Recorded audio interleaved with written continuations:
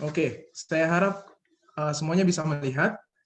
Jadi kita ada di Bi-Weekly Mental Health Seminar, kita melakukan mental health seminar dari topik-topik yang berbeda setiap 2 minggu sekali. Jadi berikutnya 2 minggu di November ya. Hari ini, tanggal 18 Oktober, saya Andre akan menjadi MC. Nanti ada pertanyaan juga bisa melalui chat, melalui kami langsung ke Dr. Alvin Rantung. Judulnya hari ini, Hati yang Gembira adalah Obat yang Manjur. Sangat menarik karena mungkin sangat dekat dengan kita ya, sangat dekat. Oke, siapa itu Smile Center? Jadi kami adalah sebuah komunitas dari orang-orang yang peduli terhadap kesehatan holistik. Mengapa Smile Center didirikan?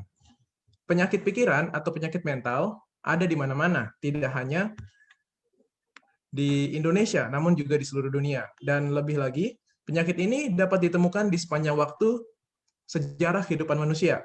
Tentu mungkin kita mengenal 1-2 orang yang punya penyakit mental di dalam kehidupan kita. Penyakit pikiran ini menghasilkan perasaan yang keliru, emosi yang negatif, imajinasi yang salah, dan juga merusak kemampuan otak. Itu sebabnya kami percaya bahwa 9 dari 10 penyakit berasal dari pikiran. Karena penyakit pikiran inilah yang membuat penyakit-penyakit lain datang. Jadi kami percaya 9 dari 10 sungguh banyak berasal dari pikiran. Melihat kondisi ini, kami tergerak untuk mendirikan Smile Center untuk membantu siapa saja yang sedang terbebani dan terkurung dalam rasa sakit baik secara emosi, fisik, untuk mendapatkan kualitas hidup yang lebih baik secara holistik. Nah, apa itu kesehatan holistik? Nah, jadi kalau kita bisa lihat di lingkaran-lingkaran Venn diagram ini, ada fisik, mental, emosional, dan di tengahnya itu adalah spiritual. Jadi kami mencoba menggunakan seluruh aspek ini ke dalam kesehatan pasien atau orang-orang yang datang kepada kami, sehingga mereka bisa sembuh secara juga holistik, bukan hanya mengobati satu atau hanya sebelah dari keseluruhan. Yang kami lakukan cukup beragam, ada counseling, ada mental health seminar seperti yang kita lihat sekarang ini, ada stop smoking program, cukup banyak yang ikut terutama di Jakarta, di Indonesia ini, juga physical health check up, terutama nanti waktu kita sudah bisa bertemu lagi secara offline, depresi recovery program, dan 10 days wellness program. Kita juga ada beberapa tes untuk mengetahui bagaimana level atau seberapa jauh kita sudah mengalami depresi atau sebuah addiction. Jadi kita ada depresi dan nicotine test. Untuk lebih, mungkin tadi terlalu banyak ya. Jadi kalau kita mau rangkum secara general, apa yang Smile Center tawarkan? Ada counseling, mental health seminar, stop smoking program, dan depression recovery program. Semuanya ini adalah free. Kita punya free depression recovery program, kita punya free counseling program, dan tentu privacy dari orang-orang kita jamin, kita jaga, dan juga free stop addiction program. Bukan hanya untuk orang yang kecanduan merokok atau kecanduan yang lain, juga kami bisa bantu untuk secara holistik. Nah, yang spesial di masa pandemi ini, kita punya yang namanya at-home workout, atau olahraga bersama secara online. Jadi, bahkan tadi pagi, kalau dilihat di sebelah kanan, kita juga melakukannya setiap jam 7 hari Minggu.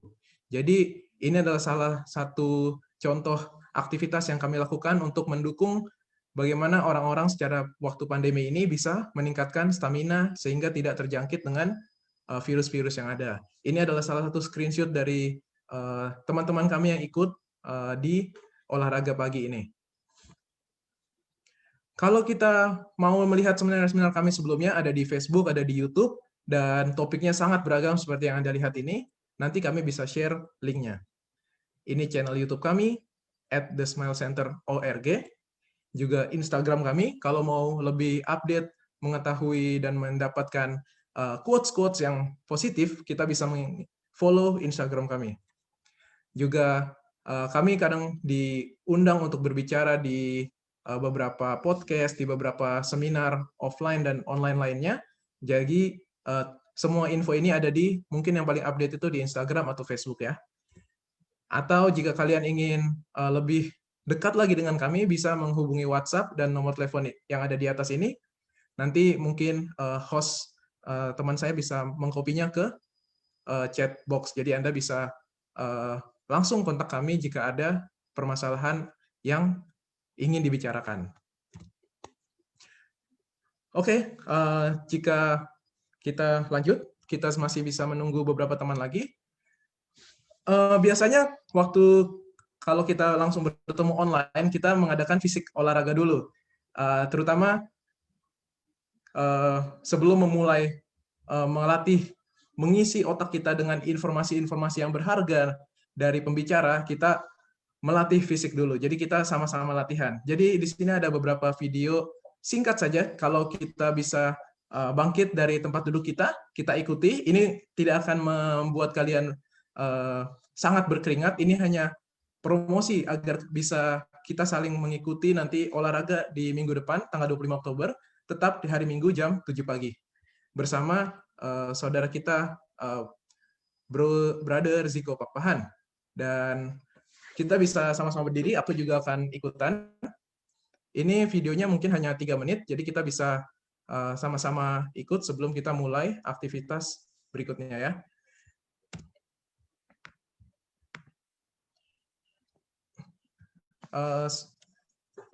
Semoga videonya kelihatan ya. Jadi ini adalah contoh video yang kita olahraga bersama yang kita ikuti di hari Minggu pagi. Jadi kita mulai dengan pemanasan. Pemanasan semuanya ini hanya berlangsung secara 40 menit atau 45 menit. Jadi tidak terlalu lama, tapi juga sangat berguna bagi orang-orang muda, orang-orang tua yang ingin olahraga lebih rutin. Karena permasalahan dalam pandemi ini, kita tidak punya teman, kita tidak bisa berkumpul, tapi kita punya cara untuk mengatasinya, yaitu melalui online. Jadi kita dipandu untuk melakukan gerakan-gerakan yang baik.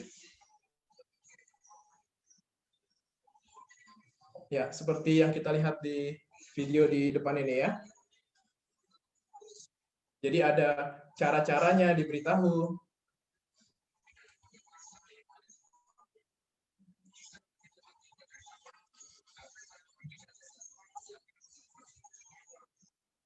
Yang orang lain benar-benar ngedorong. Jadi kita benar-benar ya, kalau ngedorong, suaranya baru ngedorong yang kencang terdengar ya. Oke. Dan benar-benar kerasa tarik ya. Oke. Sekali lagi ke atas. Ya. Ya, jadi gerak-gerakannya cuma pemanasan, gerak-gerakan senam biasa saja, tapi sangat berguna jika kita melakukannya secara rutin. Ini juga bisa diikuti oleh orang-orang yang sudah senior, orang-orang kita akan membantu nanti jika terlalu intens gerakannya, kita akan memberikan gerakan alternatif. Jadi berapapun usia Anda, jangan takut untuk mengikuti acara ini setiap jam 7 pagi hari Minggu. 5, 6, 7, 8. Oke. Harusnya sih kerasa ya, soalnya saya kerasa nih bahunya. Oke, sekarang ke depan. Ya, bahkan bisa kita lakukan sambil duduk. Ya, kayak gini ya. Jika ada nanti sesi-sesi yang kita lakukan khusus untuk orang-orang yang lebih usianya lebih spesifik, kita juga mungkin di minggu-minggu berikutnya kita akan mengadakannya. Tapi secara general kita akan melakukan untuk semua umur. Jadi undang saudara-saudara, keluarga-keluarga kalian untuk mengikutinya ya. Benar-benar didorong, benar-benar tunduk ya. Pokoknya kerasa jadi. Ya. Satu. Ya, kita ikuti saja sampai video ini selesai. Tidak lama. 6, 7, 8. Bawah, kalau bisa kena lantai. 1, 2, 3, 4, 5, 6, 7, 8. Oke, ini mungkin ada yang bisa ada juga, saya juga tahu ya. Terima kasih yang di tempat di sini. Oh. Terus agak nunduk tapi tangannya disorong ke atas. Didorong ke atas, didorong. Maaf ya, saya dari kampung. Oke, jadi Kami tunggu keikutsertaannya minggu depan tanggal 25 Oktober jam 7 bersama kami, nanti linknya bisa kami share.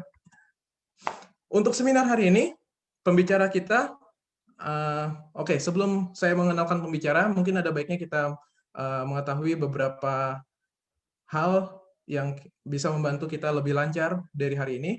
Pertama ada chat room, jadi kalau ada pertanyaan atau apapun yang kalian misalnya tidak kedengeran atau kurang jelas, boleh ditaruh di chat room. Kami akan melihat, membaca secara aktif juga, dan kami akan mencatat pertanyaan-pertanyaan kalian untuk dilakukan di akhir dari presentasi Pak Dr. Alvin.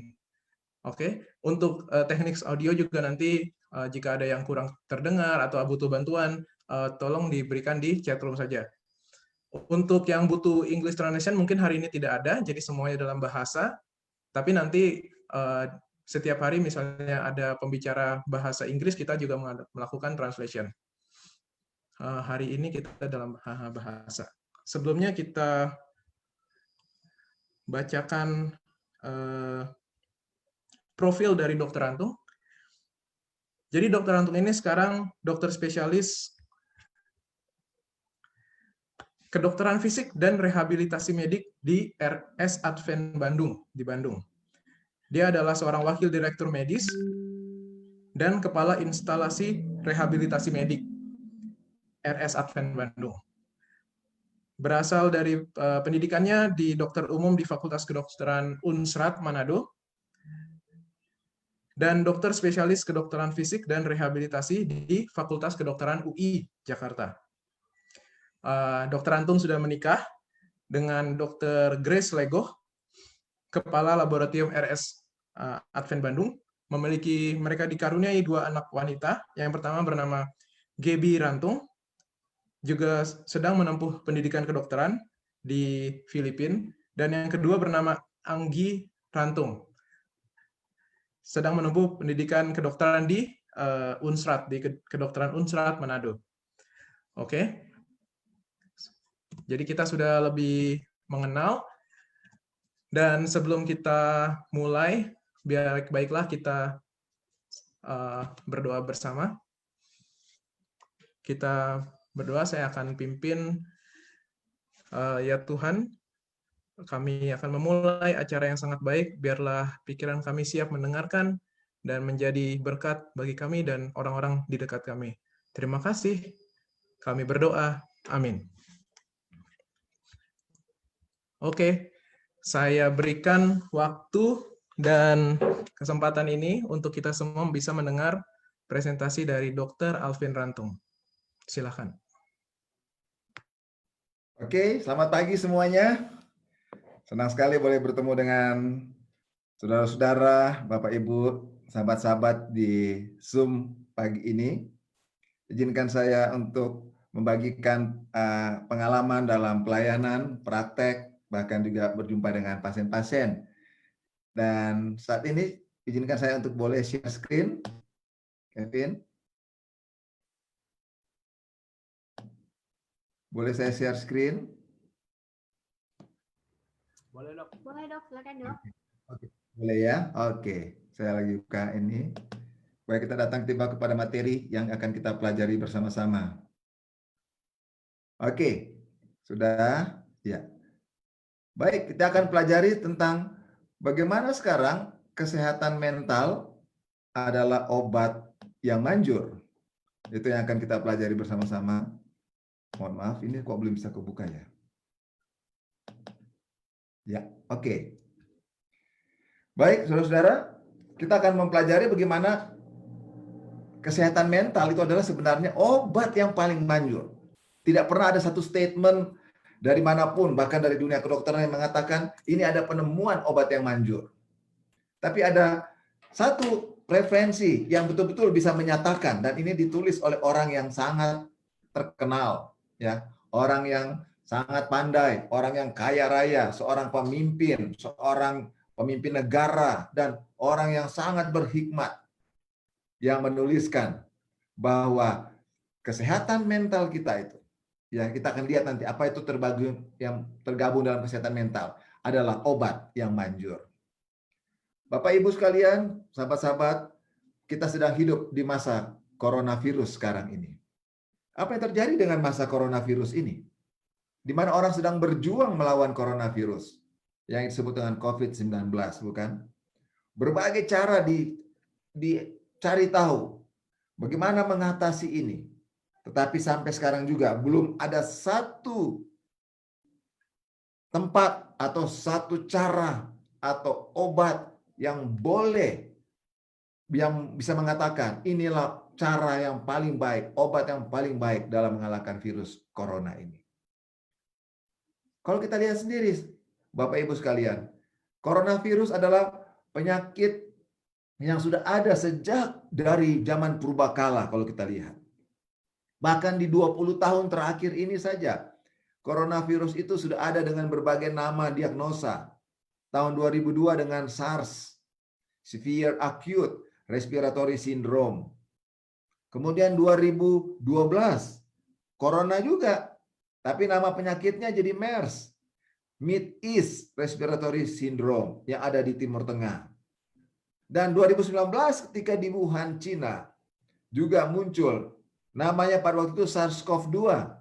Kemudian diubah menjadi novel coronavirus. Dan tanggal 11 Februari menjadi COVID-19.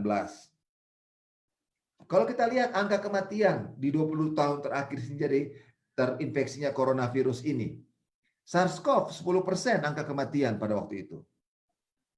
Dan MERS-CoV lebih tinggi lagi, 40%. Tetapi sekarang yang disebut dengan COVID, angka kematiannya cuma 3%. Tetapi orang begitu takut, begitu khawatir pada saat ini. Walaupun angka kematiannya sangat sedikit. Oleh karena sekarang percepatan daripada penyebaran corona ini begitu hebat. Membuat orang jadi takut dan cemas. Ada banyak istilah yang muncul.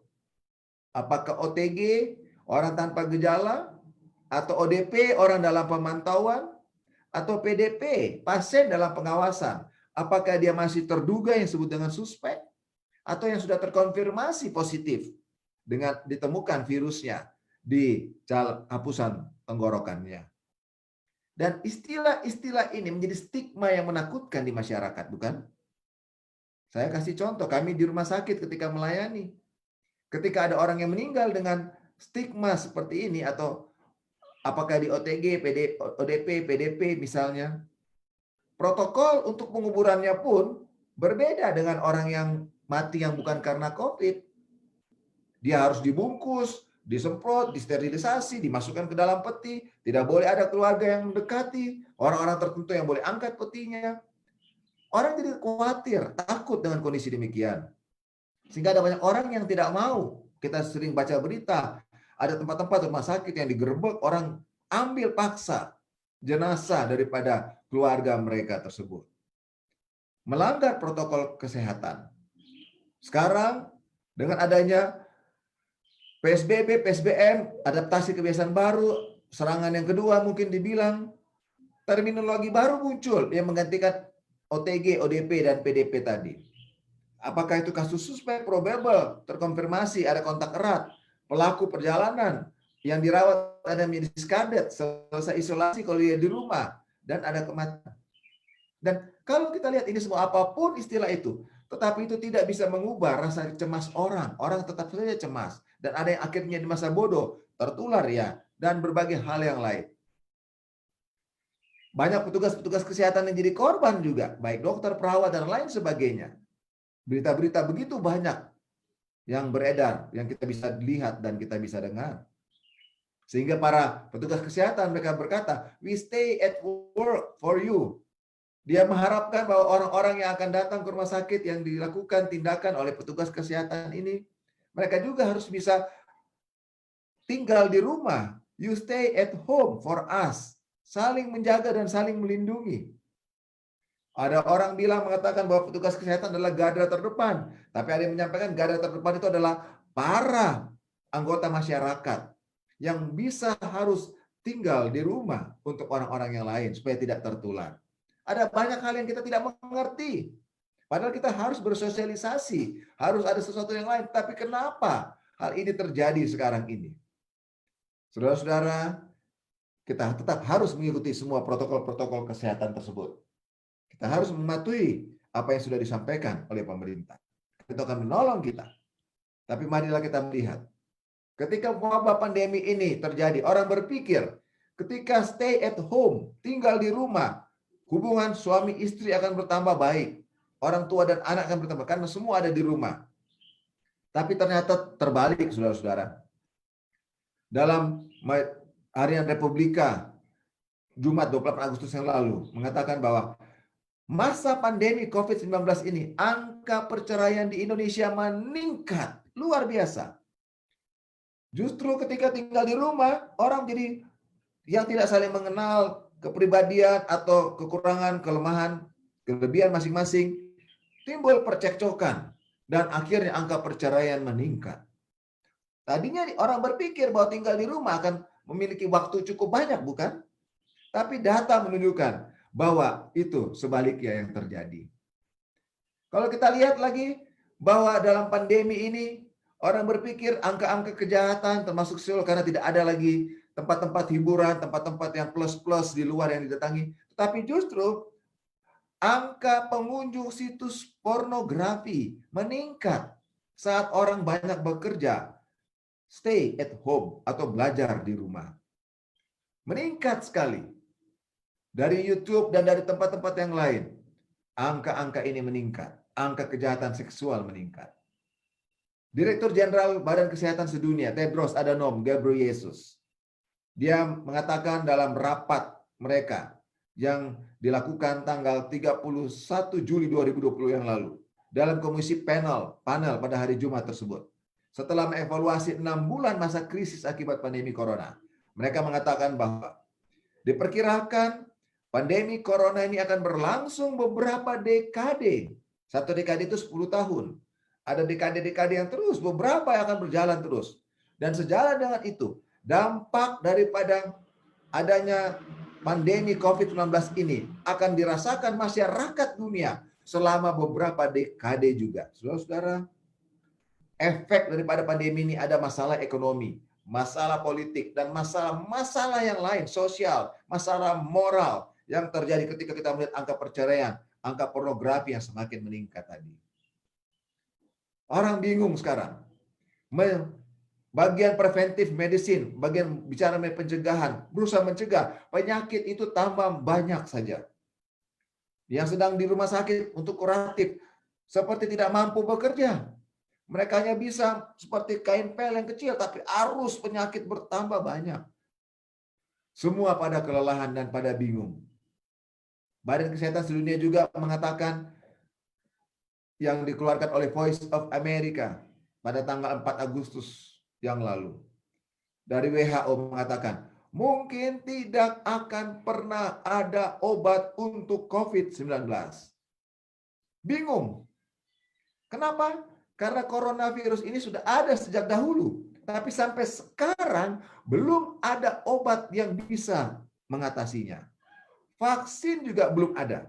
Kita bersyukur Indonesia sedang mengelola vaksin tersebut. Tetapi WHO mengatakan belum ada obat. Dan mungkin tidak pernah ada obat untuk hal tersebut. Saudara-saudara, kalau kita lihat data menunjukkan ketika masa COVID ini ternyata justru angka depresi naik 3 kali lipat dibandingkan sebelum COVID. Orang-orang yang cemas, yang khawatir, yang takut, yang bingung, tidak tahu mau bikin apa, termasuk orang-orang yang pandai sekalipun, mengalami depresi. Naik 3 kali lipat. Dan gejala-gejala depresi ini cukup banyak. Saya ambil dari apa yang dikatakan oleh Dr. Neil Needley. Ada gejala-gejalanya yang mudah untuk kita bisa lihat dan evaluasi kepada diri kita sendiri. Ada 9, yaitu kesedihan yang dalam atau kekosongan. Ada banyak orang sekarang stay at home, masalah keluarganya, merasa mereka bersama-sama tapi merasa kekosongan di dalam rumah. Secara fisik ada berdekatan, tapi sebenarnya mereka berjauhan. Ada yang apatis, masa bodoh, sana bingung setiap hari dengan masalah-masalah yang akhirnya menjadi apatis. tidak lagi aktif, tidak lagi bisa berpikir dengan jernih. Yang lain lagi adalah gelisah atau tidak bisa diam, sibuk kelihatannya.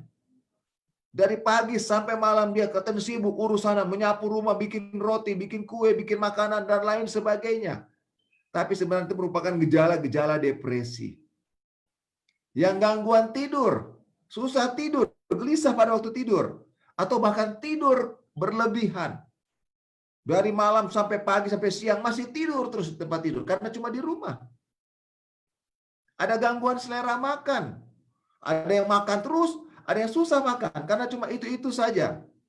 Berat badan ada yang berkurang, ada yang bertambah banyak. Ada yang susah konsentrasi. Sudah baca ini, coba mengerti hal itu karena study at home, work at home. Terganggu konsentrasi, tidak bisa konsentrasi dengan baik. Ada yang merasa rasa bersalah atau tidak berharga yang berlebihan. Bahwa dirinya, aduh kenapa saya begini? Semua karena di rumah timbul konflik, diulangi itu rasa bersalah dalam pemikirannya. Dan merasa bahwa saya ini tidak berharga, tidak berguna bagi keluarga. Akhirnya banyak perceraian yang terjadi. Ada yang berpikir dengan penyakit, lebih baik saya sakit aja. Pikiran-pikiran buruk, lebih baik saya mati saja. Ada bahkan ingin bunuh diri, bahkan sampai bunuh diri. Dan ada yang sangat kelelahan kronis, fatigue kronis. Semuanya dicapek, badan jadi seperti tidak berdaya. Saudara-saudara, kita bisa lihat dari 9 gejala-gejala depresi ini. Ada sama kita. Itu sudah disebut dengan gejala depresi ringan. 3-4 gejala depresi sedang. Sedangkan 5 ke atas sampai 9 ini, kita sudah mengalami depresi yang berat. Saudara-saudara, kita bisa evaluasi diri kita sendiri sekarang ini. Apakah saya memiliki gejala-gejala depresi atau tidak? American Institute of Stress tahun 97 menyampaikan data bahwa sekitar 90% pasien yang datang ke rumah sakit itu sebelum ada COVID, saudara-saudara. Di 20 tahun terakhir ini, tahun 97. Karena tahun 2002 baru dapatkan, yang lainnya hampir 100 tahun yang lalu. Sekitar 90% pasien yang berkunjung ke rumah sakit atau yang dirawat di rumah sakit, penyebab utama mereka sakit berhubungan dengan ketegangan pikiran atau stres. Luar biasa. Data ini muncul di tahun 97. Tapi sebenarnya data ini sudah disampaikan oleh seorang penulis yang sangat terkenal. Yang menuliskan dalam buku EJW, yang dalam buku Ellen White ini. Testimonies jilid 5. Bahwa 9 dari 10 penyakit berasal dari pikiran. Dan sakit pikiran itu berada di mana-mana. Sama bukan angkanya? 9 dari 10 kurang lebih 90%. Artinya, data yang ditulis dalam buku Testimonies 5 ini sudah ditulis sejak tahun 1800-an, saudara-saudara. Tetapi pembuktian secara ilmiah baru terjadi di tahun sekitar 1900-an. 1997. Saudara-saudara, luar biasa. Dunia ini sebenarnya Tuhan sedang kendalikan, bahkan memberikan materi-materi pemikiran kepada seseorang untuk disampaikan tentang masa depan daripada dunia ini dan manusia. Dan itu terbukti sekarang ini. Penulis yang sama dalam buku Testimonies jilid 3 dia mengatakan bahwa penyakit bermula dalam pikiran dan banyak penyakit yang menyiksa manusia berasal dari pikiran dan hanya dapat disembuhkan dengan memulihkan kesehatan pikiran.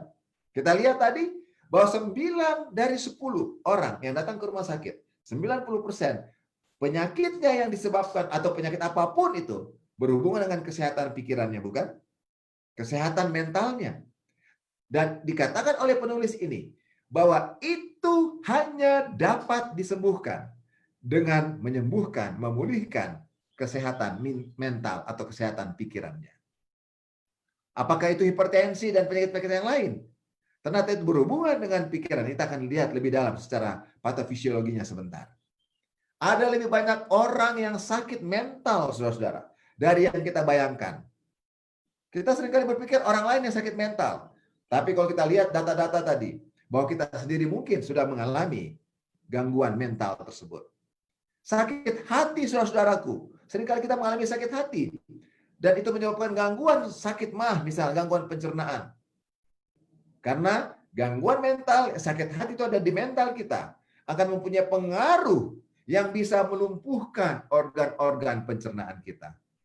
Saudara-saudara, apa yang terjadi ketika pikiran kita tegang, ketika kita stres, maka otak bagian depan akan mempengaruhi otak bagian tengah kita. Agak sedikit ke bawah, yang disebut dengan hipofisis, yang akan memproduksi satu hormon yang disebut dengan adrenocorticotropic hormone, yang dihasilkan oleh kelenjar pituitary tadi, yang ada di otak itu. Dan kemudian itu akan mengontrol produksi, menghasilkan produksi yang dihasilkan oleh anak ginjal, yaitu hormon-hormon stres tadi. Apa yang terjadi ketika ketegangan pikiran? Saya kasih contoh bila mana kita lagi sakit pikiran, tegang sekali, dan akhirnya kita marah. Orang yang marah, saudara-saudaraku, coba kita perhatikan, kita lagi marah. Awas, kamu kurang ajar sama saya. Apa yang terjadi? Langsung refleks fisiologis tubuh kita dari organ-organ tubuh kita akan menunjukkan gejalanya. Napas kita akan jadi cepat.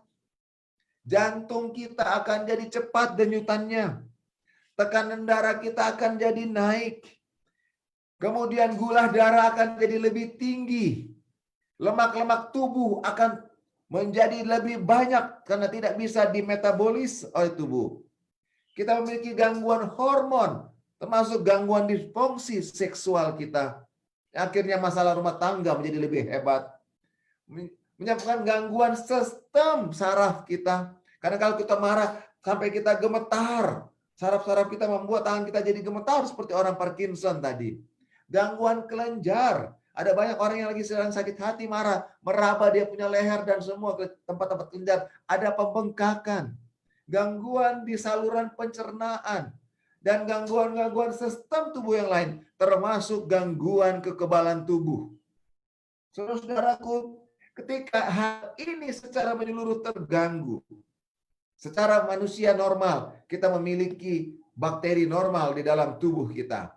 Ada sel-sel yang mungkin terjadi mutasi oleh karena perubahan hidup kita. Dan ada virus yang mungkin masuk. Ketika sistem tubuh kita terganggu, maka bakteri, virus, bahkan tumor sel itu akan berkembang menjadi lebih hebat karena tidak ada sistem pertahanan tubuh yang baik untuk menahannya. Itu menyebabkan kita akhirnya sakit. Baik COVID karena virus, bakteri yang lain, bahkan juga kanker di dalam tubuh kita.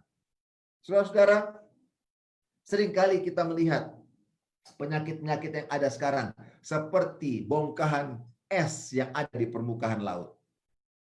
Apakah itu diabetes, penyakit gula, darah tinggi, Alzheimer, kanker, alergi, sakit jantung, sakit sendi-sendi, stroke, penyakit autoimun, sakit otot dan tulang-tulang, sakit mah, sakit saluran pencernaan, kegemukan, nyeri punggung bawah, bahkan COVID-19 sekalipun. Seringkali kita berpikir hanya obat yang boleh menolong dia. Kita datang ke dokter, datang ke rumah sakit, mencari obat, mencari cara. Dihancurkanlah itu bongkahan es yang ada di permukaan laut.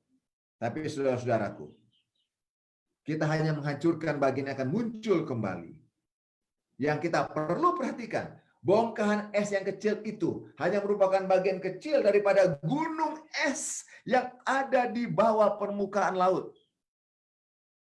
Ketika kapal Titanic yang sangat megah itu berjalan dari Inggris menuju ke Amerika Serikat, kapten kapal melihat, ini hanya seperti bongkahan es kecil. Tidak masalah, kapal kami cukup besar. Tabraklah bongkahan es kecil itu. Tapi dia tidak memperhitungkan gunung es yang ada di bawah permukaan laut yang tidak terlihat.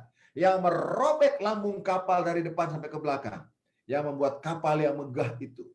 Yang bahkan orang bilang pada waktu itu, Tuhan pun tidak bisa menenggelamkan kapal itu. Tenggelam pada waktu itu. Saudara-saudara, semua diagnosa tadi yang ada di atas hanya merupakan bagian kecil, bongkahan-bongkahan kecil. Kita lupa Dan jangan kita lupa, untuk kita harus melihat gunung es, yang bukan hanya bongkahan es, tapi gunung es yang ada di bawah permukaan laut. Apa itu gunung es? Ada gangguan keseimbangan peradangan, gangguan sistem keseimbangan struktur, keseimbangan sistem kekebalan tubuh, keseimbangan hormonal, keseimbangan sistem detoksifikasi, keseimbangan yang lain, gangguan fungsi mitokondria sel dalam tubuh kita, bahkan gangguan keseimbangan dalam sistem pencernaan kita, gangguan bagaimana tubuh kita untuk mengeluarkan racun dari tubuh kita, bahkan gangguan emosi kita, toxic emotion, apakah marah, takut, cemas, khawatir, dan semua hal-hal yang negatif yang ada di pikiran kita. Semua ini bisa menyebabkan penyebab daripada diagnosa-diagnosa seperti yang ada di atas permukaan laut ini, yang merupakan bongkahan-bongkahan es yang kecil tersebut. Seorang penulis yang sangat terkenal, Sulaiman bin Daud, dia menulis berkata demikian, "For as he thinks in his heart, so is he." Anda adalah apa yang Anda pikirkan. Luar biasa, saudara-saudaraku. Ketika manusia memikirkan hal-hal yang negatif dan merasakan pengalaman-pengalaman yang negatif, itu akan mengganggu kesehatan kita. Apa saja pikiran dan perasaan negatif itu? Yaitu yang tidak mau mengampuni, yang merasa rendah diri atau malu yang berlebihan, rasa takut, rasa khawatir, cemas, rasa kepahitan pengalaman hidup dari kecil mungkin, ada tekanan batin, rasa bersalah yang berlebihan, ketidakpuasan terhadap sesuatu dalam perjalanan kehidupannya, rasa kecewa, marah, benci, dendam, bahkan sombong, yang merasa diri lebih baik daripada orang yang lain, iri hati, kecemburuan, mementingkan diri, rasa kesepian, dan ditinggalkan. Saudara-saudara, ini semua merupakan pikiran-pikiran atau perasaan negatif yang berapa penelitian, Dr. Don Colbert menulis banyak sekali buku, termasuk What You Don't Know May Be Killing You. Apa yang kau tidak tahu sedang membunuh engkau. Yaitu tadi, perasaan-perasaan negatif, pikiran-pikiran negatif. Ternyata itu sebagai pembunuh kita. Dalam buku Disease and Diseases, mengatakan bahwa sikap-sikap negatif tadi, kemarahan, kebencian, dendam, iri hati, cemburu, sombong, rasa bersalah, rasa kepahitan, sakit hati, rendah diri, ketakutan, kekhawatiran, kecemasan, dan bersungut-sungut. Ini mempunyai korelasi yang sangat kuat terhadap penyakit-penyakit seperti darah tinggi, serangan jantung, stroke, kanker, gangguan pernapasan, gangguan pencernaan, gangguan sistem anggota gerak, gangguan sistem saraf, gangguan sistem hormon dan kelenjar, gangguan sistem kekebalan tubuh, dan gangguan jiwa. Saudara-saudara, kita mungkin datang ke dokter dengan berbagai gejala penyakit tadi. Tapi itu disebabkan sebenarnya oleh karena pikiran dan perasaan negatif. Apa yang terjadi ketika pikiran kita tegang dengan sistem kekebalan tubuh kita? Itu yang kita sebut dengan hubungan psikoneuroimunologi. Ketika hormon-hormon stres tadi dihasilkan kepada tubuh kita, itu akan menekan, merepresi sistem kekebalan tubuh kita yang ada di sumsum tulang kita, yang ada di kelenjar timus kita, yang ada di kelenjar limpa kita, yang ada di semua sistem kekebalan tubuh kita, di sel darah putih, di kelenjar limpa node kita.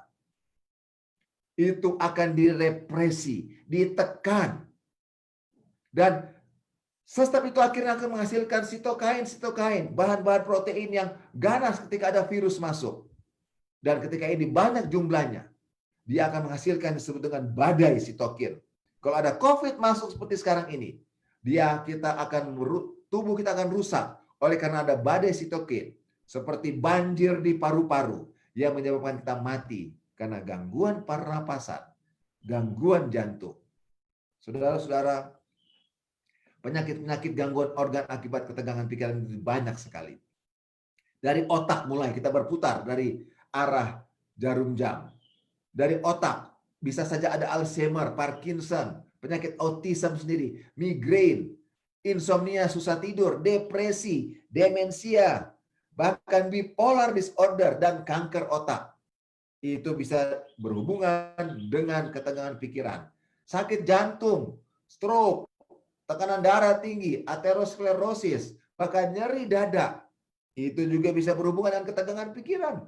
Ginjal, gagal ginjal kronik, bahkan gagal infeksi ginjal juga terjadi. Di kulit, ada gangguan-gangguan kulit yang berbenjol-benjol, jerawat, eksem, psoriasis, bahkan infeksi kulit, bahkan kanker kulit. Itu juga mempunyai hubungan akibat ketegangan pikiran.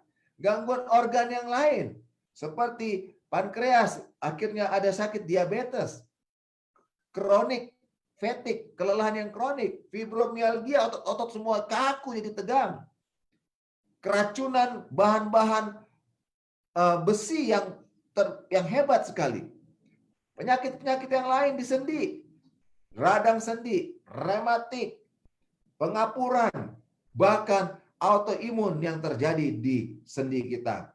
Di sistem kekebalan tubuh kita ada infeksi yang kronik, inflamasi, peradangan yang terus-menerus, penyakit autoimun, HIV mudah masuk, penyakit herpes, penyakit lupus, flu yang terus-menerus, bahkan penyakit kanker.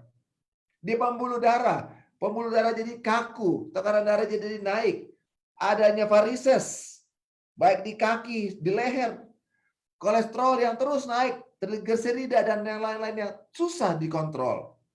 Di paru-paru ada sesak napas, ada penyumbatan napas yang kronik, alergi, bronkitis, dan kanker paru-paru. Bahkan di mata, ada cepatnya terjadi katarak, lepasnya retina, sehingga terjadi kebutaan, dan adanya kekaburan di mata. Saudara-saudara, organ-organ tubuh ini bisa terganggu hanya karena ketegangan pikiran kita, ketegangan mental kita, gangguan mental kita. Dan ketika keseimbangan ini terganggu, maka itulah yang disebut dengan penyakit-penyakit yang kita sebutkan tadi. Sekarang pertanyaannya, apa yang menyebabkan keseimbangan ini terganggu? Penelitian mengatakan bahwa pola hidup kita yang tidak seimbang itulah yang membuat itu terganggu. Dan hidup kita, kesehatan kita, 70% sangat bergantung kepada pola hidup kita. Hanya 30% karena masalah genetik dan lingkungan. Ada orang bilang, saya dapat gula karena orang tua saya gula. Saya dapat penyakit paru-paru karena saya hidup di lingkungan yang asapnya banyak polusi. Tapi saudara-saudara, itu hanya 30%. Atau kalau mau dibilang 15% genetik, 15% lingkungan. Mungkin saja kita bisa bagi gitu. Tetapi yang paling banyak, 70%, itu tergantung kepada pola hidup kita. Seorang dokter yang terkenal, pemimpin lifestyle internasional, Mark Breman, dia mengatakan kita mungkin masih perlu pembedahan, masih perlu obat-obatan, tapi itu hanya puncak yang kecil yang hanya ada di permukaan es tadi. Tapi untuk mengubah gunung es yang ada di bawah permukaan laut, itu harus ada perubahan dari gaya hidup kita. Sehingga permukaan es, bongkahan es di atas itu tidak akan terjadi. Dia akan mudah cair ketika gunung es di bawah itu sudah dilebur. Saudara-saudaraku, pola hidup kita akan menentukan keseimbangan kita. Yang akan kita lihat merupakan cara yang paling manjur untuk mengatasi semua penyakit yang berhubungan dengan ketegangan pikiran itu. Bagaimana caranya? Cara membentuk sistem keseimbangan tubuh yang terbaik yaitu menghidupkan 10 hukum kesehatan. Apa itu 10 hukum kesehatan? Hidup sehat. Hidup sehat ada 10 huruf. Yang setiap hurufnya memiliki akronim dari kalimat 10 hukum kesehatan ini. Hanya adalah hati yang gembira. I adalah istirahat yang cukup. D, diet yang seimbang. U, udara yang bersih. P, pengendalian diri. Itu kata hidup. Kata sehat adalah S, sinar matahari yang cukup. E, energik berolahraga. H, hubungan sosial yang baik. A, air jernih yang cukup. T, Tuhan Allah yang terutama. Ketika kita menghidupkan 10 hukum kesehatan ini, pasti hidup kita sehat. pada pagi hari ini ada obat yang manjur, yaitu hati yang gembira. Hati yang gembira ini sudah ditulis oleh penulis yang sangat terkenal, Sulaiman bin Daud tadi. Bahwa hati yang gembira adalah obat yang manjur. Tapi bila mana hati yang itu tidak gembira, semangat kita menjadi patah, itu mengeringkan tulang. Saudara-saudara, tulang adalah suatu organ yang menghasilkan sumsum tulang. Menghasilkan sel-sel darah putih, sel darah merah. Keping darah ada di sana. Bahkan sistem kekebalan tubuh. Ketika dia kering, artinya semua sistem itu tidak ada. Tidak bisa diproduksi. Menyebabkan kita tidak mempunyai pertahanan terhadap apa musuh yang masuk ke dalam tubuh kita. Jadi, penulis ini mengatakan hati yang gembira adalah obat yang manjur. Tidak ada yang lain. Dan bagaimana cara kita menghidupkan hati yang gembira? Itu yang kita akan pelajari bersama-sama pada pagi hari ini. Selalu memiliki pemikiran yang positif. Selalu mengucapkan hal-hal yang positif yang kita dengar oleh telinga kita sendiri. Selalu melakukan hal-hal yang positif. Yang keempat, bergaul dengan orang-orang yang mempunyai pemikiran, kata-kata, dan tindakan yang positif. Yang kelima, mengampuni orang lain yang bersalah kepada saya, kepada kita. Sering tertawa dan sering tersenyum. Mari kita bedah apa arti daripada 7 hal yang merupakan item daripada hati yang gembira yang merupakan obat yang paling manjur itu. Seorang penulis yang sangat terkenal menulis banyak sekali buku. Namanya Paulus. Dia mengekspresikan pengalaman pribadinya. Dalam keadaan penderitaan yang sangat hebat. Dia pada waktu itu dalam penjara yang sangat luar biasa. Dipasung. Tapi justru di dalam penjara itu dia mempunyai pemikiran yang positif, kata-kata yang positif, bahkan tindakan yang positif, yang membuat hidupnya berarti. Dia berkata di dalam keadaan kesulitannya, bersukacita senantiasa, tetapi di dalam Tuhan Allah. Sekali lagi kukatakan, bersukacitalah. Bagaimana dia bisa bersukacita? Bagaimana dia bisa memiliki hati yang gembira di dalam keadaan kesulitan hidup yang paling hebat? Saudara-saudaraku, tidak banyak orang yang mungkin seperti ini. Tapi kita perlu belajar. Di dalam keadaan yang paling sulit sekalipun, dia bisa memiliki hati yang gembira. Dia bisa berkata bersukacita di dalam Tuhan sebagai pencipta kita itu. Saudara-saudara, dia menulis dalam lanjutan tulisannya. Ketika dia mengalami sukacita itu, dia berkata, solusi saya untuk mengatasi ketegangan pikiran ketika diperlakukan tidak adil di dalam penjara itu. Di dalam keputusan yang tidak adil. Keputusan yang berat sebelah. Yang tidak benar tuduhan yang dituduhkan kepadanya. Harusnya membuat dia bisa marah. Dia sakit hati. Tapi Paulus tidak mau memikirkan hal itu. Dia mengatakan, jangan hendaknya seringkali kata-kata ketika kita mengalami tekanan, kata-kata kita jadi kasar, kita jadi marah, kita jadi tidak suka dengan orang lain yang memperlakukan saya dengan tidak adil, bukan? Tapi dia berkata kepada kita, pengalamannya dia bagikan kepada kita. Dia berkata positif. Karena sesuatu yang tidak positif keluar dari tubuh kita, biasanya dimunculkan karena kita khawatir. Kenapa kita khawatir? Karena ada keinginan dalam kita yang kita mau capai, tapi tidak tercapai. Yang akhirnya kita khawatir. Sehingga Paulus ini mengatakan, jangan hendaknya kamu khawatir tentang apapun juga. Dalam segala hal, apakah makanan, pakaian, pendidikan, pekerjaan, keluarga, apapun itu, jangan khawatir, kata Paulus. Karena ada statement yang lain mengatakan, jangan khawatir akan hari esok. Karena hari esok punya kesusahannya sendiri. Jangan khawatir hendak apa yang akan kamu pakai, apa yang kamu makan atau minum. Jangan khawatir pula dengan akan hidupmu dan tubuhmu. Saudara-saudara, seringkali kekhawatiran ini membuat kita sakit. Tapi itu karena ada keinginan-keinginan kita yang kita tidak serahkan kepada Allah pencipta.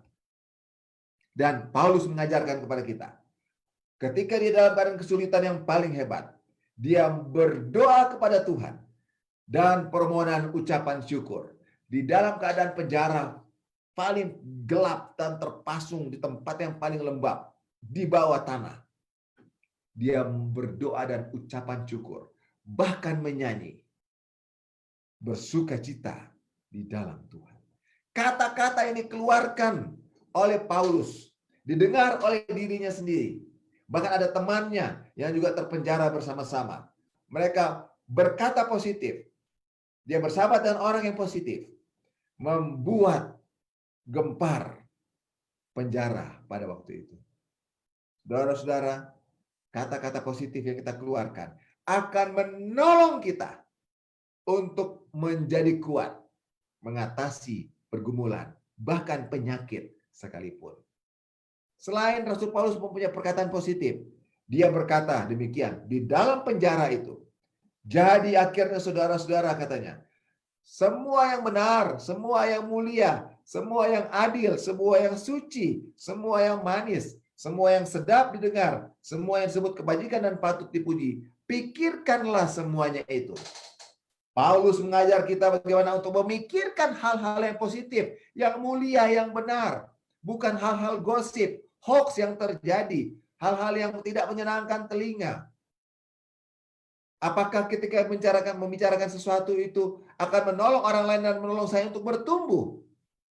Seringkali kita lebih banyak membicarakan hal-hal negatif daripada hal-hal yang positif, bukan?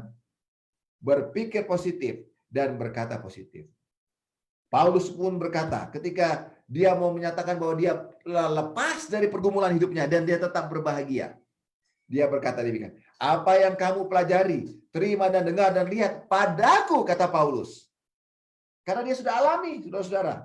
Dia berbahagia hidupnya dan dia sehat. Apa yang kita sudah pelajari dari Paulus ini, lakukanlah bagi saudara dan saya. Maka seperti Paulus telah mengalami, Allah sebagai sumber damai sejahtera menyertai dia dalam perjalanan yang paling gelap dalam kehidupannya. Bertindak positif, yaitu melakukan apa yang kita pelajari pada saat ini. Jadi sudah 3, saudara-saudaraku. Perlakuan yang kita lakukan adalah berbuat baik kepada orang lain. Ketika Paulus terjadi gempa bumi pada waktu itu, dia keluar dengan sahabatnya yang bernama Silas tadi. Kepala penjara yang diberikan tanggung jawab kepada para tahanan ini khawatir karena gempa bumi menghancurkan semua penjara itu. Dia mau bunuh diri. Tapi Paulus berkata kepada dia, jangan bunuh diri. Kami tidak lari, kami tetap ada di sini. Dia melakukan perbuatan baik kepada kepala penjara yang harusnya Paulus benci. Tapi Paulus tidak lakukan. Dia menolong kepala penjara ini dan keluarganya. Akhirnya mereka beroleh kebahagiaan yang sama. Di dalam tulisan Testimonies jilid 2, penulis yang sama yang kita pelajari tadi yang menyatakan 9 dari 10 penyakit berasal dan bersumber dari pikiran. Dia mengatakan demikian, saudara-saudara. Melakukan kebaikan adalah satu pekerjaan yang bermanfaat. Baik bagi pemberi ketika kita memberikan kebaikan itu, maupun bagi yang menerima kebaikan tadi. Jika kita melupakan kepentingan diri kita sendiri demi kepentingan orang lain, maka kita akan beroleh kemenangan atas kelemahan kita. Ada kepuasan pada diri kita yang kita dapatkan dalam melakukan kebajikan yang menjadi penyembuhan besar, lebih daripada apa yang kita bisa bayangkan. Saudara-saudara, kebahagiaan dalam melakukan perbuatan baik akan menghidupkan pikiran kita dan menguatkan seluruh tubuh kita. Ini merupakan lingkaran. Ketika kita berpikir positif, ketika kita melakukan kebaikan, dia berbalik lagi kepada pikiran kita. Itu akan menghidupkan pikiran kita daripada depresi, daripada ketegangan pikiran. Dan itu akan menghasilkan tubuh kita seluruhnya menjadi kuat. Saudara-saudara, hal yang keempat adalah bergaul dengan orang yang positif. Kalau kita sering bergaul dengan orang positif, Paulus yang sama, penulis buku yang sangat terkenal tadi, dia berkata, jangan kamu sesat, karena pergaulan yang buruk akan merusak kebiasaan yang baik. Seringkali kita berpikir kita sudah sangat kuat. Saudara-saudara, seringkali ketika kita bergaul dengan orang-orang yang memiliki perkataan positif, sikap yang negatif, atau pikiran negatif dan kata-kata yang negatif. Kita sering kali dengar itu. Anda adalah apa yang Anda pikirkan. Kita akan kalah. Oleh karena itu kita perlu bergaul. Ketika kita berpikir positif, orang akan suka bergaul dengan kita. Orang akan datang kepada kita. Kita akan memiliki banyak teman. Ketika kita memiliki pemikiran, perkataan, dan tindakan yang positif. Daud bin Isai, dia berkata, bagaimana Allah mengampuni kita, Allah juga akan menyembuhkan kita. Tapi seringkali kita berdoa kepada Tuhan, Tuhan ampuni saya. Tapi Tuhan mengajarkan kepada kita, dalam pengalaman doa itu, ampuni saya seperti saya sudah mengampuni orang lain yang bersalah kepada saya. Saudaraku, pengampunan itu menyembuhkan. Kami punya banyak kesaksian. Ada orang kanker sudah grade 4. Kanker paru-paru yang metastase ke tulang belakang dan saraf-sarafnya. Yang membuat lumpuh dari leher ke bawah badannya. Tapi ketika dia bisa mengampuni istrinya, dia bisa mengampuni orang lain, dia pulih, saudara-saudara. Dia sekarang sudah bisa berjalan. Kejadian itu kejadian 3 tahun yang lalu. Ada yang sakit lupus, yang juga ketika dia mengampuni, bahkan orang yang diampuni sudah meninggal. Dia berkata kepada Tuhan, saya mau mengampuni dia. Dia pulih dari lupusnya. Saudara-saudara, mengampuni kesalahan orang lain akan menyembuhkan segala penyakit kita. Bagaimana dengan tertawa? Kita sudah pelajari tentang bagaimana tadi yang ke-6 adalah tertawa, sering ketawa. Saudara-saudara, ada penelitian, ada satu jurnal dari Science of Laughter yang ditulis oleh Sebastian Gandry. Melihat bagaimana efek tertawa bagi tubuh kita. Untuk membuktikan apa yang ditulis oleh Sulaiman bin Daud tadi. Dia mengatakan begini, ketika kita ketawa untuk beberapa saat, beberapa detik tadi, maka itu akan membuat wajah kita, dada kita, perut kita, bahkan otot-otot rangka kita akan bergerak seperti kita sedang melakukan gerak badan, ya. Dan tonus dari gerakan otot-otot ini akan memperbaiki kita. Dan ini juga akan menghasilkan beberapa jumlah yang lebih banyak daripada serotonin yang secara natural akan dikeluarkan oleh sistem pencernaan kita, saluran pencernaan kita. Dan ketawanya ketawa yang betul-betul tertawa yang plong. Bukan ketawa yang biasa-biasa saja. Seperti apa yang dikatakan oleh Dr. Norman Cousins. Dia meneliti bahwa bila ketawa efektif, 10 menit tertawa lepas, maka rasa nyeri itu bisa berkurang dan tidur nyenyak kurang lebih 2 jam. Kalau kita mau tidur nyenyak atau nyeri berkurang 6 jam, kita harus tertawa 10 menit kalau kita lihat penelitian ini, bukan? Dan ketawa ini bukan ketawa yang biasa-biasa, saudara-saudara. Ketawa lepas, plong. Bukan, bukan itu, saudara. Ketawanya lepas.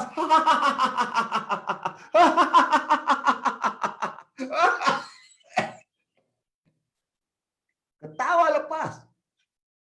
Sehingga Sebastian Gandry menuliskan, mencatat, ya, ketika kita bisa tertawa lepas seperti itu dalam waktu pendek tadi, ini akan memberikan impact kepada sistem kesehatan jantung kita. Yang sama seperti kita sedang melakukan gerakan aktivitas aerobik. Tapi kalau kita berolahraga mungkin sendi-sendi kita bisa sakit. Ankle kita bisa kesleo atau dan lain sebagainya. Atau bisa strain. Tapi bila mana kita ketawa tadi, itu akan efeknya sama seperti kita sedang melakukan olahraga. Dan dalam waktu yang lebih lama, ya, kalau dalam waktu yang lebih lama lagi, ini akan menolong kita untuk membuat pernapasan kita menjadi lebih dalam. Kita akan tarik napas dalam. Paru-paru kita itu, saudara-saudaraku, berisi 6 liter udara. Ada 1,5 liter sebagai dead space. Ada 4,5 liter untuk terisi. Tapi kalau kita tidak tertawa, hanya bernapas biasa saja, itu hanya 500 cc masuk. 0,5 liter saja. Tapi kalau kita ketawa, kita akan tarik napas dalam. Yang membuat paru-paru kita, residu tadi yang terisi hanya sedikit, akan banyak terisi. Sehingga permukaan paru-paru kita bagian dalam akan terpapar dengan oksigen darah kita. Sehingga keluar masuk oksigen di paru-paru kita itu. Mengeluarkan CO2 dan mengambil oksigen. Akan berjalan dengan baik. Yang akhirnya ini akan membuat stamina kita akan menjadi lebih baik. Motivasi kita akan menjadi baik. Produktivitas kita akan menjadi lebih baik. Dan kita menjadi lebih berenergi. Itu dari ketawa dari satu sisi. Dari sisi yang lain, kalau kita bisa tertawa, saudara-saudaraku, otot yang ada di antara rongga dada dan rongga perut kita itu akan bergerak dengan baik. Dia akan memperbaiki sistem saraf-saraf vagal kita, yang refleks vagal yang ada dalam tubuh kita itu bekerja menjadi lebih baik. Yang akan membuat saraf yang kita tidak sadari, saraf otonom, ada parasimpatis dan simpatetik tadi itu, akan bekerja dengan seimbang. Dan dia akan mempunyai fungsi yang baik, menurunkan rasa-rasa ketegangan dalam tubuh kita. Yang ketika dia turun, dia akan menurunkan produksi hormon kortisol, yaitu hormon stres yang mengganggu kesehatan menyeluruh kita, bukan? Dan bila mana ini terjadi, itu akan membuat dalam waktu yang lebih panjang lagi, kadar stres kita turun. Kita akan jadi, otot-otot kita jadi rasa rileks. Yang akhirnya membuat denyut jantung kita menjadi normal kembali. Tekanan darah kita menjadi turun. Ketegangan-tegangan di dalam sel, metabolisme akan menjadi baik. Akan menjadi menolong sel-sel kita akan bisa mengeluarkan sel-sel yang sudah mati dengan lebih cepat. Karena dia tidak tegang. Sehingga menggantikan dengan sel-sel yang baru. Apa akibatnya? Kita akan menjadi rileks, rasa rileks. Dan kita akan mempunyai rasa kreatif kita akan jadi lebih tinggi karena berpikir lebih baik. Lebih positif mindset kita. Kita akan rasa depresi kita menjadi lebih berkurang. Konflik-konflik menjadi lebih mudah teratasi. Saudara-saudaraku, ketika saraf-saraf ketegangan tadi parasimpatis dan simpatis bekerja secara normal, kita akan menjadi memiliki rasa nyaman yang luar biasa. Bukan cuma itu, saudara-saudaraku. Bila mana kita bisa tertawa lepas seperti tadi, diafragma tadi akan naik turun lebih cepat. Maka ini akan membuat kelenjar limf yang membawa semua sistem kekebalan tubuh kita akan terhisap dengan lebih baik menuju ke jantung kita. Dan itu akan membuat lebih banyaknya sel-sel limfosit B, limfosit T, dan natural killer cell beredar di seluruh tubuh kita. Sehingga ketika ada masuk virus, masuk bakteri, ada sel-sel mutasi, langsung dihantam oleh sel-sel pelindung tubuh kita ini. Fungsi kekebalan tubuh akan menjadi kuat. Kita sembuh akan menjadi lebih cepat bila mana kita sakit. Dan ketika kita pun tidak sakit, akan tidak mudah untuk dapat sakit. Ketika sistem kekebalan tubuh kita bekerja dengan baik. Bukan cuma itu, saudara-saudaraku, ketika kita bisa tertawa lepas, maka otak kita yang rasa gembira itu akan memproduksi hormon endorfin. Seperti hormon endogens, opioid, seperti morfin kalau dari luar. Itu akan meningkatkan konsentrasi kita. Hormon-hormon ini akan mengurangi rasa nyeri, rasa feeling, rasa perasaan yang nyaman, rasa terkuat kita, menjadi terbonding, terikat dengan lebih baik. Sehingga akan membuat dimasuk ke dalam peredaran darah kita. Dan dalam waktu yang panjang, hal endorfin hormon ini akan menolong kita, membuat kita menjadi memiliki image pada diri lebih baik lagi. Kita mudah untuk menjadi lebih fleksibel, mudah memecahkan masalah-masalah, dan mudah memilih dengan lebih baik keputusan-keputusan yang harus diambil. Ketika kita mengalami nyeri dengan adanya hormon endorfin ini, itu akan membuat rasa nyeri jadi hilang, berkurang. Akhirnya rasa frustrasi kita jadi hilang, kualitas hidup jadi lebih baik. Ada rasa damai di hati dan di pikiran kita. Bukan itu juga, endorfin hormon akan membuat kita menjadi feel better, feel good. Mempunyai rasa yang enak sekali. Kita berasa bahwa saya ada di sini. Dan untuk bisa melakukan tugas-tugas ini, kita akan bisa menjadi orang-orang yang melayani dengan baik. menjadi tim yang menyenangkan bagi orang lain dan dapat dipercaya.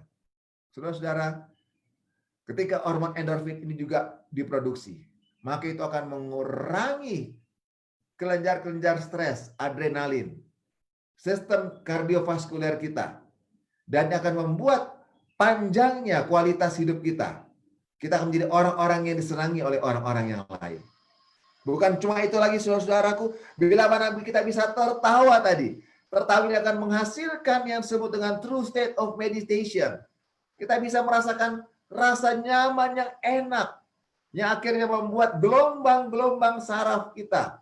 Saraf kita ada, dia punya arus listriknya, yang akan bekerja pada frekuensi yang normal. Apa yang terjadi? Kita akan berpikir lebih jernih. Kita akan bisa fokus pada tugas kita. Kita akan bisa banyak integratif usaha-usaha pekerjaan yang kita bisa lakukan.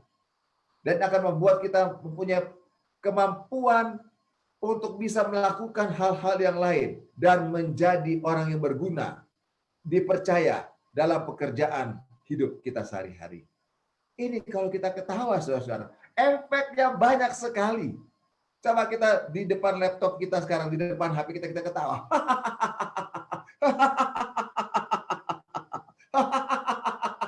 Ini akan menolong kita, saudara-saudaraku. Menolong kita akan otot-otot kita semua. Ketika kita tahu akan tertarik ke arah otak kita. Itu akan menghasilkan semua banyak faktor-faktor positif yang lainnya. Dan yang terakhir adalah tersenyum. Robert Cooper, seorang dokter filosofi, psikolog, dia mengatakan begini, cara yang paling sederhana di dalam terapi mind and body medicine, yang sederhana adalah dengan tersenyum di dalam segala situasi. Kita mulai dengan tersenyum. Saudara, kita jangan ketawa dulu sekarang, kita senyum saja. Ketika kita tersenyum, kita akan rasa happy, bukan?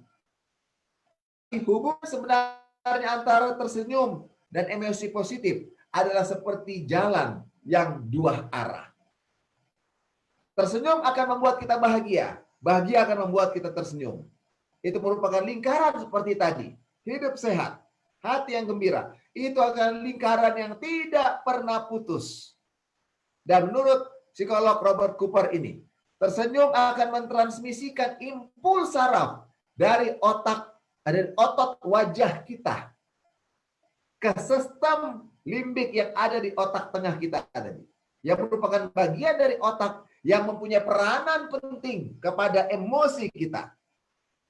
Tersenyum ini akan meningkatkan keseimbangan kimia dari saraf-saraf tubuh kita, dari depresi, dan akan meningkatkan kita dari rasa nyaman. Saudara-saudara, cobalah tersenyum mulai sekarang juga. Senyumlah, jangan ditahan-tahan. Senyumlah dengan sepenuh hati kita. Saudara dan saya akan merasa lebih berbahagia. Badan Kesehatan Sedunia mendefinisikan kata sehat. Sehat itu bukan hanya tidak ada penyakit atau kelemahan. Bukan, itu bukan sehat. Tapi sehat yang benar adalah adanya keseimbangan di antara fisik, mental, rohani, dan sosial. Ketika keempat hal ini seimbang, tadi kita sudah belajar, ketika itu tidak seimbang, kita sakit. Banyak orang berpikir, dokter, badan saya kekar, saya sehat. Tapi pikirannya selalu negatif, dia sakit. Dokter, saya berpikir positif, saya ini. Tapi dia tidak menghormati Tuhan. Dia sakit. Dokter, saya rajin ibadah, saya punya pikiran yang baik, saya punya visi yang baik. Tapi dia punya masalah dengan istri dan anak-anaknya. Atau masalah dengan suami dan anak-anaknya. Atau masalah dengan orang tuanya, atau masalah dengan orang lain. Dia sakit. Sehat adalah keseimbangan, keadaan fisik, mental, rohani, dan sosial. Yang bukan cuma seimbang, tapi sejahtera. Ada sukacita, hati yang gembira. Yang ada yang menolong fisik, mental, rohani, dan sosial kita. Menjadi obat yang manjur. Biarlah pilihan kita hari ini. Saya mau memilih untuk melakukan pikiran yang positif. Kata-kata yang positif. Tindakan yang positif. Saya mau memilih orang-orang yang positif dalam yang bergaul dalam hidup saya. Saya mau mengampuni orang yang lain yang bersalah kepada saya. Saya mau bergembira, tertawa dalam keadaan sulit sekalipun. Dan saya mau tetap tersenyum dalam situasi apapun. Ketujuh hal ini akan menjadikan hidup kita seimbang. Fisik, mental, rohani, sosial. Karena kita memiliki hati yang gembira. Mental yang sukacita. Yang membuat hidup kita berbahagia. Allah memberkati kita semuanya. Terima kasih.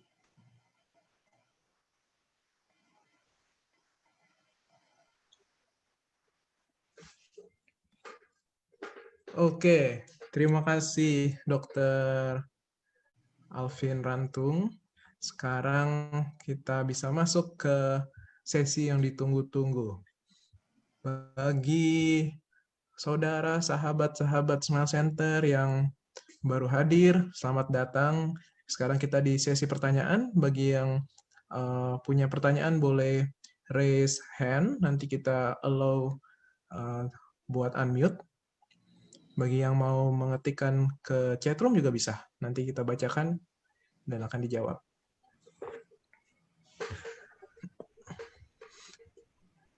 Oke, ini ada satu yang datang. Gimana kalau kita ke dokter? Sebenarnya kan pasti kita minta obat, kita berharap ekspektasi dapat obat dari dokter.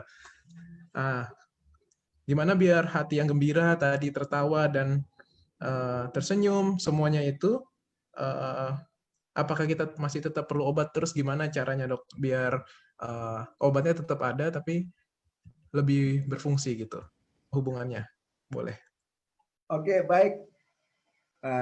Kita sudah lihat tadi apa yang Dr. Bremen sampaikan, bahwa seringkali kita datang ke dokter hanya dengan bongkahan es yang kecil, bukan? Keluhan, dokter saya sakit kepala, dokter saya jantung saya berdebar-debar, dokter saya sesak napas, saya panas, tekanan darah sakit, tegang leher saya. Itulah gejala. Baru nanti datang ke dokter, ada tanda-tanda yang lain, diperiksa, suhu badan, oh dia panas ternyata, sesuai.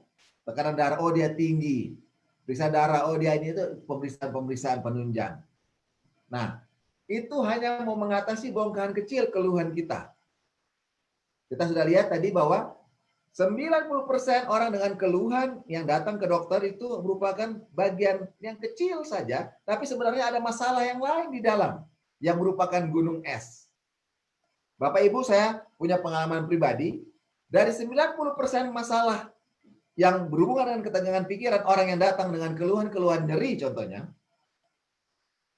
90% masalah kan, yang di bawah gunung es tadi, di bawah permukaan laut yang disebut dengan gunung es, 75% masalahnya itu bisa kita pointer ke arah masalah apa? Apakah masalah rumah tangga, masalah pendidikan, masalah pekerjaan. 75%-nya berhubungan dengan masalah rumah tangga. Ketika mereka datang dengan hipertensi, dengan bahkan ada yang stroke, dengan kanker, dengan yang lain-lain, dengan diabetes, gula darah yang tidak terkontrol, mungkin dapat obat. Bisa untuk sesaat, untuk bisa mengontrol dia sesaat. Tapi obat itu merupakan bagian yang kecil saja untuk mengatasi bongkahan es yang ada di permukaan laut. Tapi kalau gunung es di bawahnya tidak selesai kan, ini tidak pernah akan selesai. Makanya ada banyak orang yang bilang, kalau bila minum obat ini akan seumur hidup minum obat itu, bukan? Minum obatnya seumur hidup. Kenapa? Karena tidak mau diatasi gunung esnya. Gunung es ini harus dicari tahu. Apakah ada perasaan tidak nyaman dalam hidup? Rasa tidak bahagia, rasa khawatir, rasa cemas. Terhadap apa kecemasan itu? Ketika itu diatasi, saya mau kasih tahu pengalaman-pengalaman kita di sini. Ada beberapa yang kami dapatkan. Bahkan gula itu bisa dikendalikan. Mungkin ada yang mengatakan tidak bisa sembuh. Diagnosa, tapi betul. Dia bisa terkendali. Tekanan darah juga bisa terkendali. Bahkan kanker, sel-sel kanker yang tadi kita periksa secara laboratorium tinggi. Ketika dia bisa mengampuni tadi, menjadi berkurang. Ketika masalah utamanya, gunung esnya itu bisa diatasi. Tetapi pertanyaannya sekarang, ketika kita datang sekarang ke dokter, hanya bicara masalah bongkahan es kecil keseluruhan di atas. Pembicaraannya cuma singkat, bukan?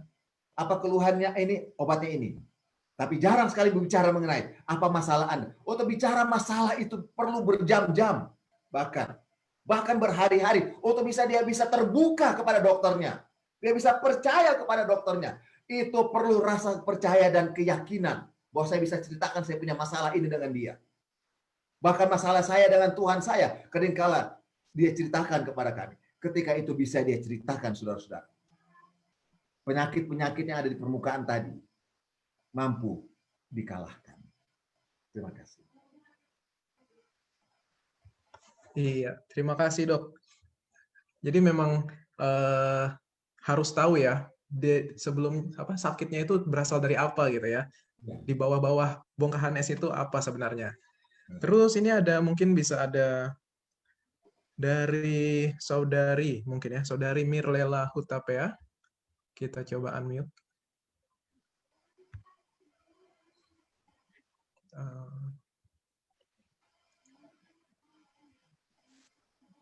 Oke, silakan.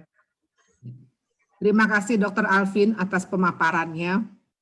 Saya amat sangat setuju dengan apa yang sudah diutarakan. Tetapi sekarang begini, apakah kita bisa mengenyampingkan ya? Misalkan orang tua kita sudah mengidap penyakit A, B, C.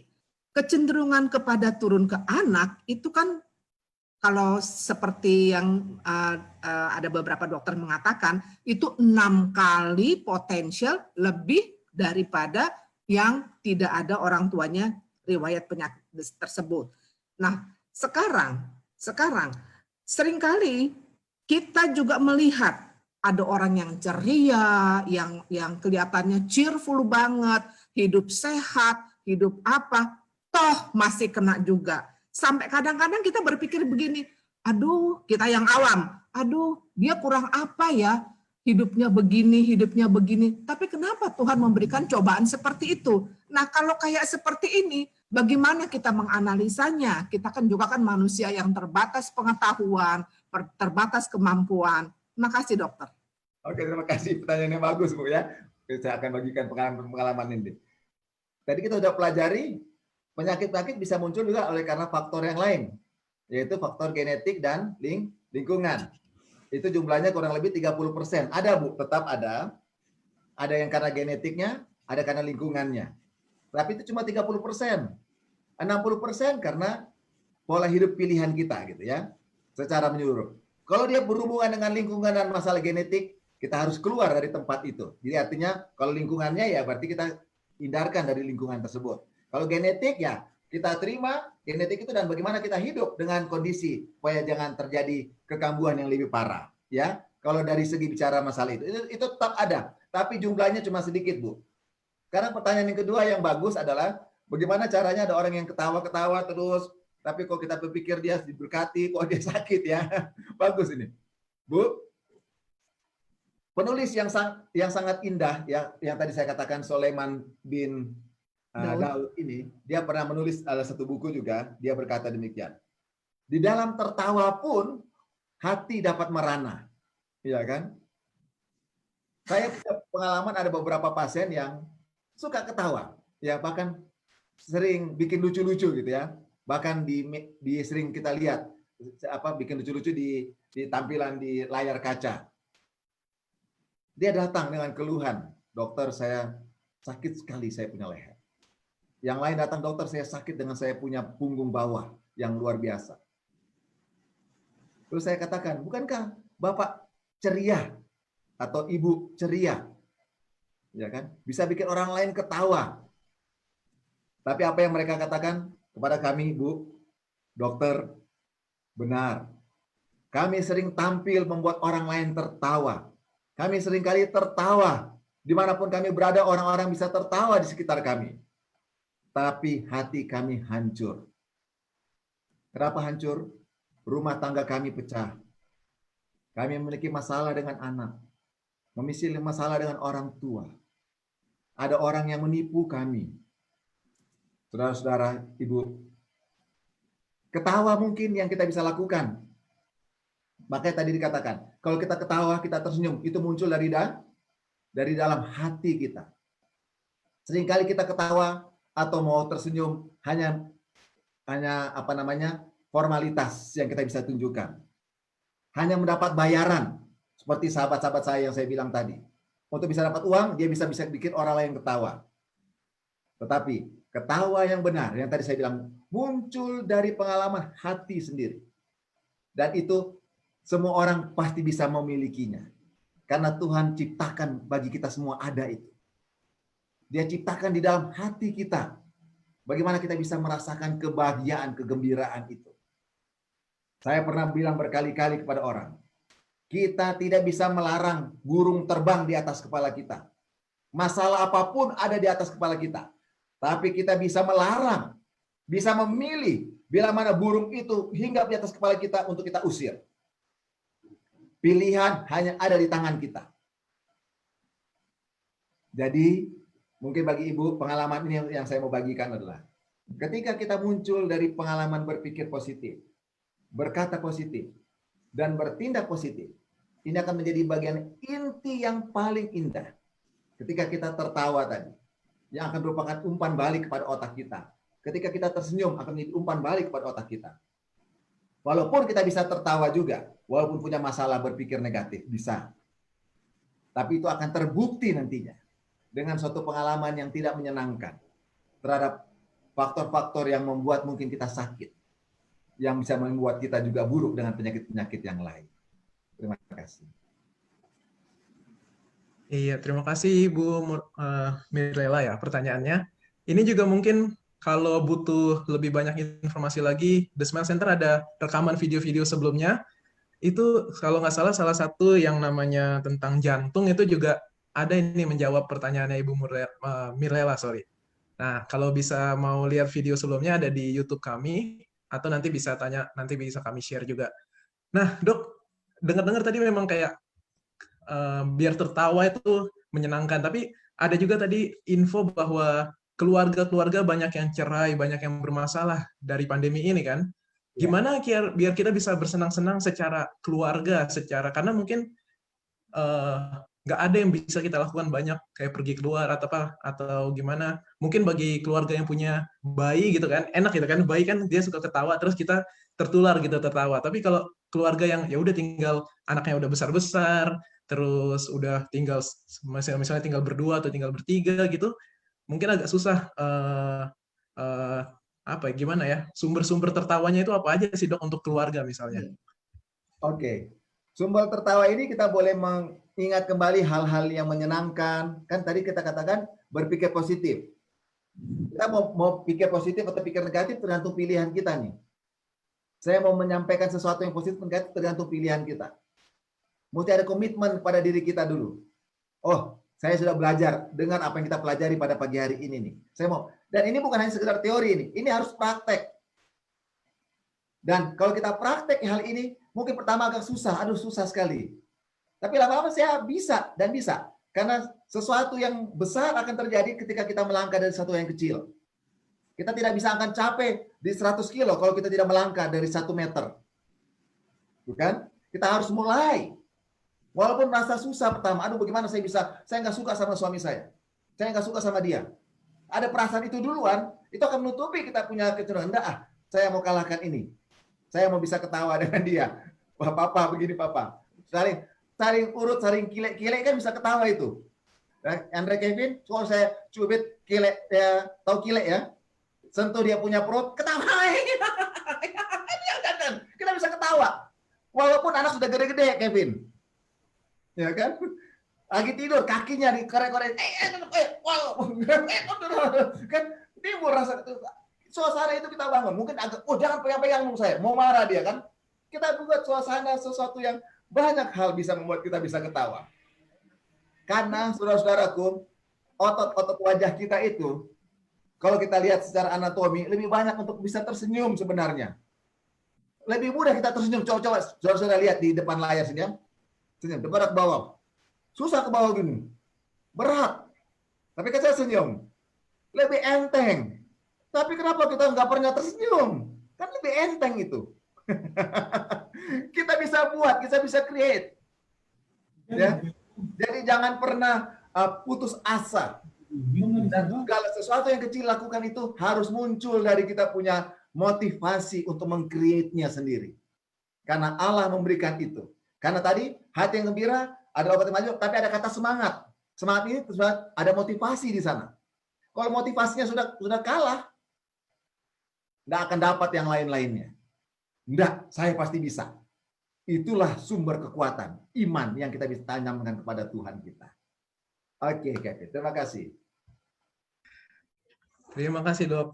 Sambil menunggu, iya aku juga memang harus ingat-ingat yang apa ya namanya, yang happy-happy momen-momen zaman dulu memang ya.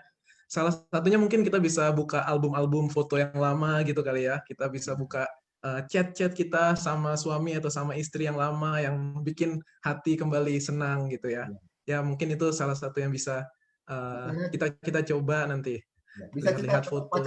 Pacaran dulu kan kamu yang dulu cari-cari saya kan? Kamu yang kejar saya? Oh enggak papa yang dulu kejar mama gitu kan? Kita bisa ulang yang betul. Pasti pacaran indah semua kok. Kenapa sekarang rumah keluarga jadi berantem mulu?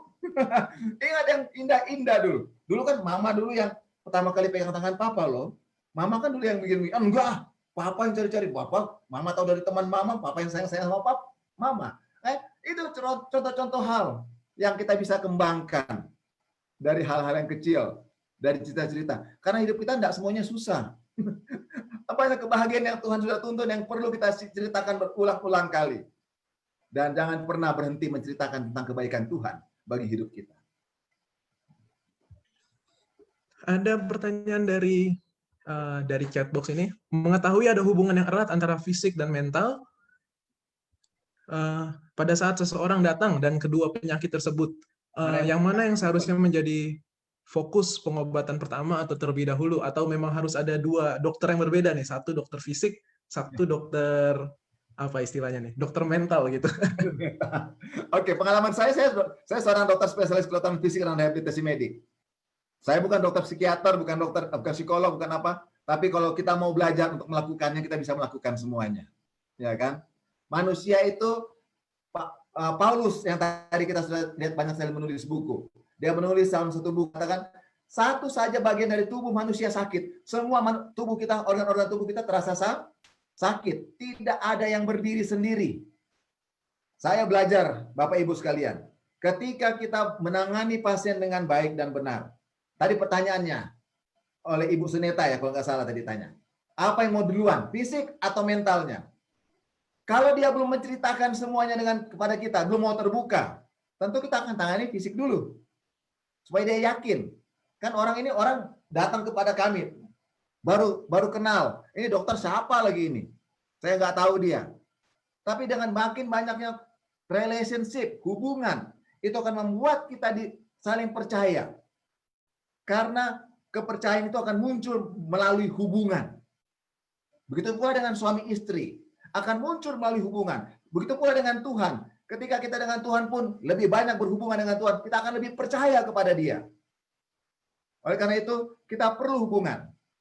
Saya jarang sekali untuk menolak orang pasien tanya, dokter, boleh minta HP-nya, nomor HP-nya saya kasih. Ya, ada banyak juga yang tidak mau kasih HP, kan? Nah, mau diganggu. Tapi bagi kita, ketika kita melihat kebutuhan orang lain, apapun, di luar apapun mereka mau bertanya, ada waktu saya jawab untuk hal tersebut. Ini akan menolong dia, membuat dia percaya, menceritakan. Nanti kalau kita sudah tahu sumber gunung es di bawahnya, mentalnya pasti akan ikut-ikut. Di sanalah kita akan mengubah, belajar untuk menceritakan bagaimana cara mengatasi kegangguan di mentalnya tersebut. Oke, Ibu Suneta boleh saya jawab ya? Jadi kalau mana yang duluan, kalau dia bisa langsung pertama, dokter, saya ini punya masalah dengan gini. Oke, mentalnya sudah langsung ketahuan. Oke, gampang mau diatasi kan? Tapi kalau orang datang itu nggak mau cerita itu dulu. Cerita dokter saya sakit kepala, dokter saya sakit telinga, dokter periksa dulu ini. Dia nggak mau bilang dokter saya punya masalah dengan si ini, dokter saya pernah berzina, saya pernah berselingkuh, nggak pernah cerita itu kan? Itu nanti cerita belakangan. Jadi dari fisik dulu, baru mungkin kita datang kepada hal yang lebih dalam lagi. Terima kasih.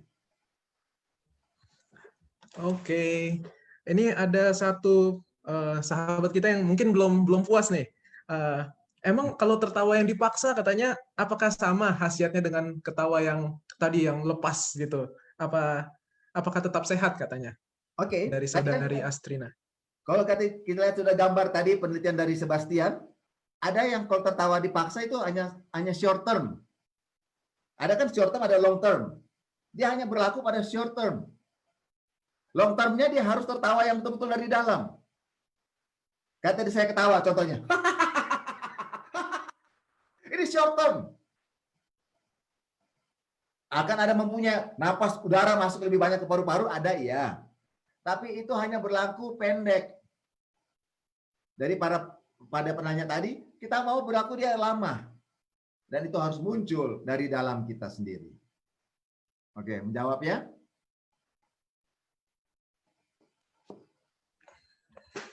Oke, mungkin kita masih bisa untuk satu pertanyaan lagi, kita masih tunggu. Dari Dr. Alvin Rantung sendiri nih, kira-kira apa ya? Ini mungkin tadi ada yang beberapa yang baru datang apa namanya?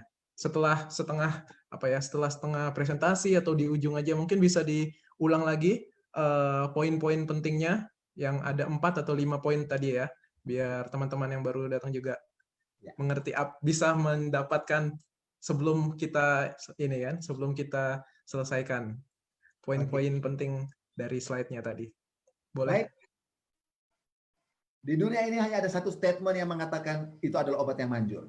Tidak ada statement yang lain yang bisa kita percaya kecuali statement yang dituliskan oleh Sulaiman bin Daud yang mengatakan bahwa hati yang gembira adalah obat yang manjur.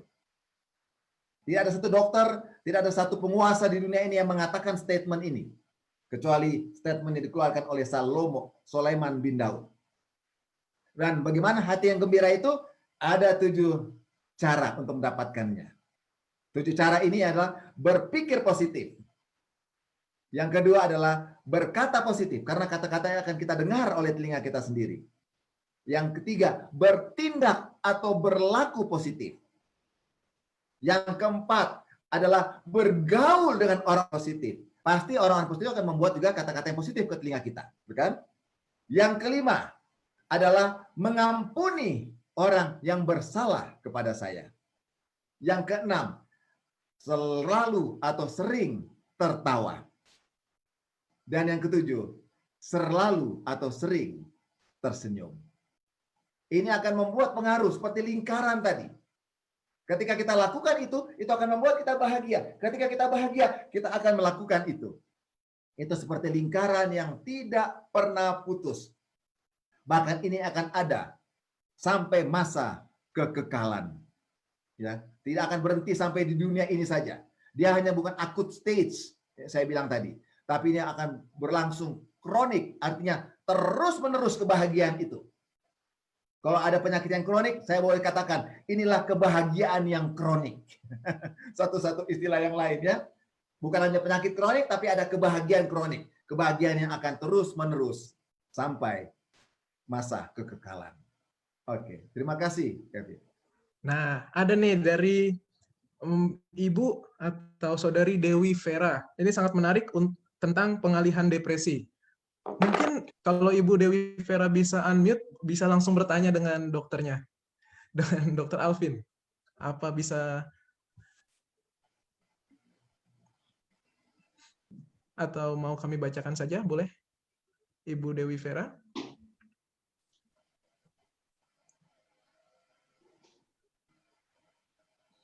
Karena ini mungkin sangat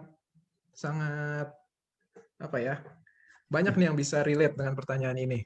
Oke, gimana? Oke, mungkin nggak bisa, tidak dalam kondisi bisa ngomong ya. Ya udah. Ya dan nanti kita bacakan saja.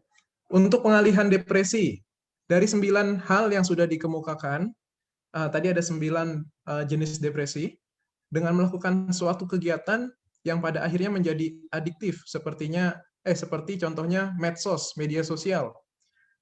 depresinya mungkin berkurang, tapi jadi adiktif dengan media sosial.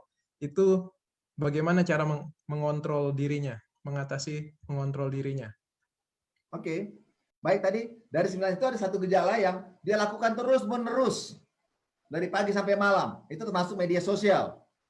Sebenarnya dialihkan kepada depresi yang lain bentuknya. Ya kan, ada yang bekerja dari pagi dia nyapu terus kerja terus, ada yang terus-terusan dengan HP, itu depresi juga. Ya.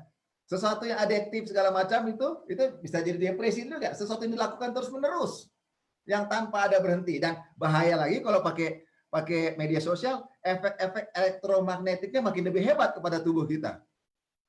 Yang lebih banyak, yang bukan aktivitas fisik ya. Kan ada depresi tadi yang depresi tapi menyapu, kan ada aktivitas fisik. Kalau ini dia diem aja terus. Ya, mungkin bisa ketawa, lihat orang-orang ketawa bisa terhibur sedikit. Tapi sebenarnya itu hanya penghindaran kepada depresi yang lain gitu. Ya.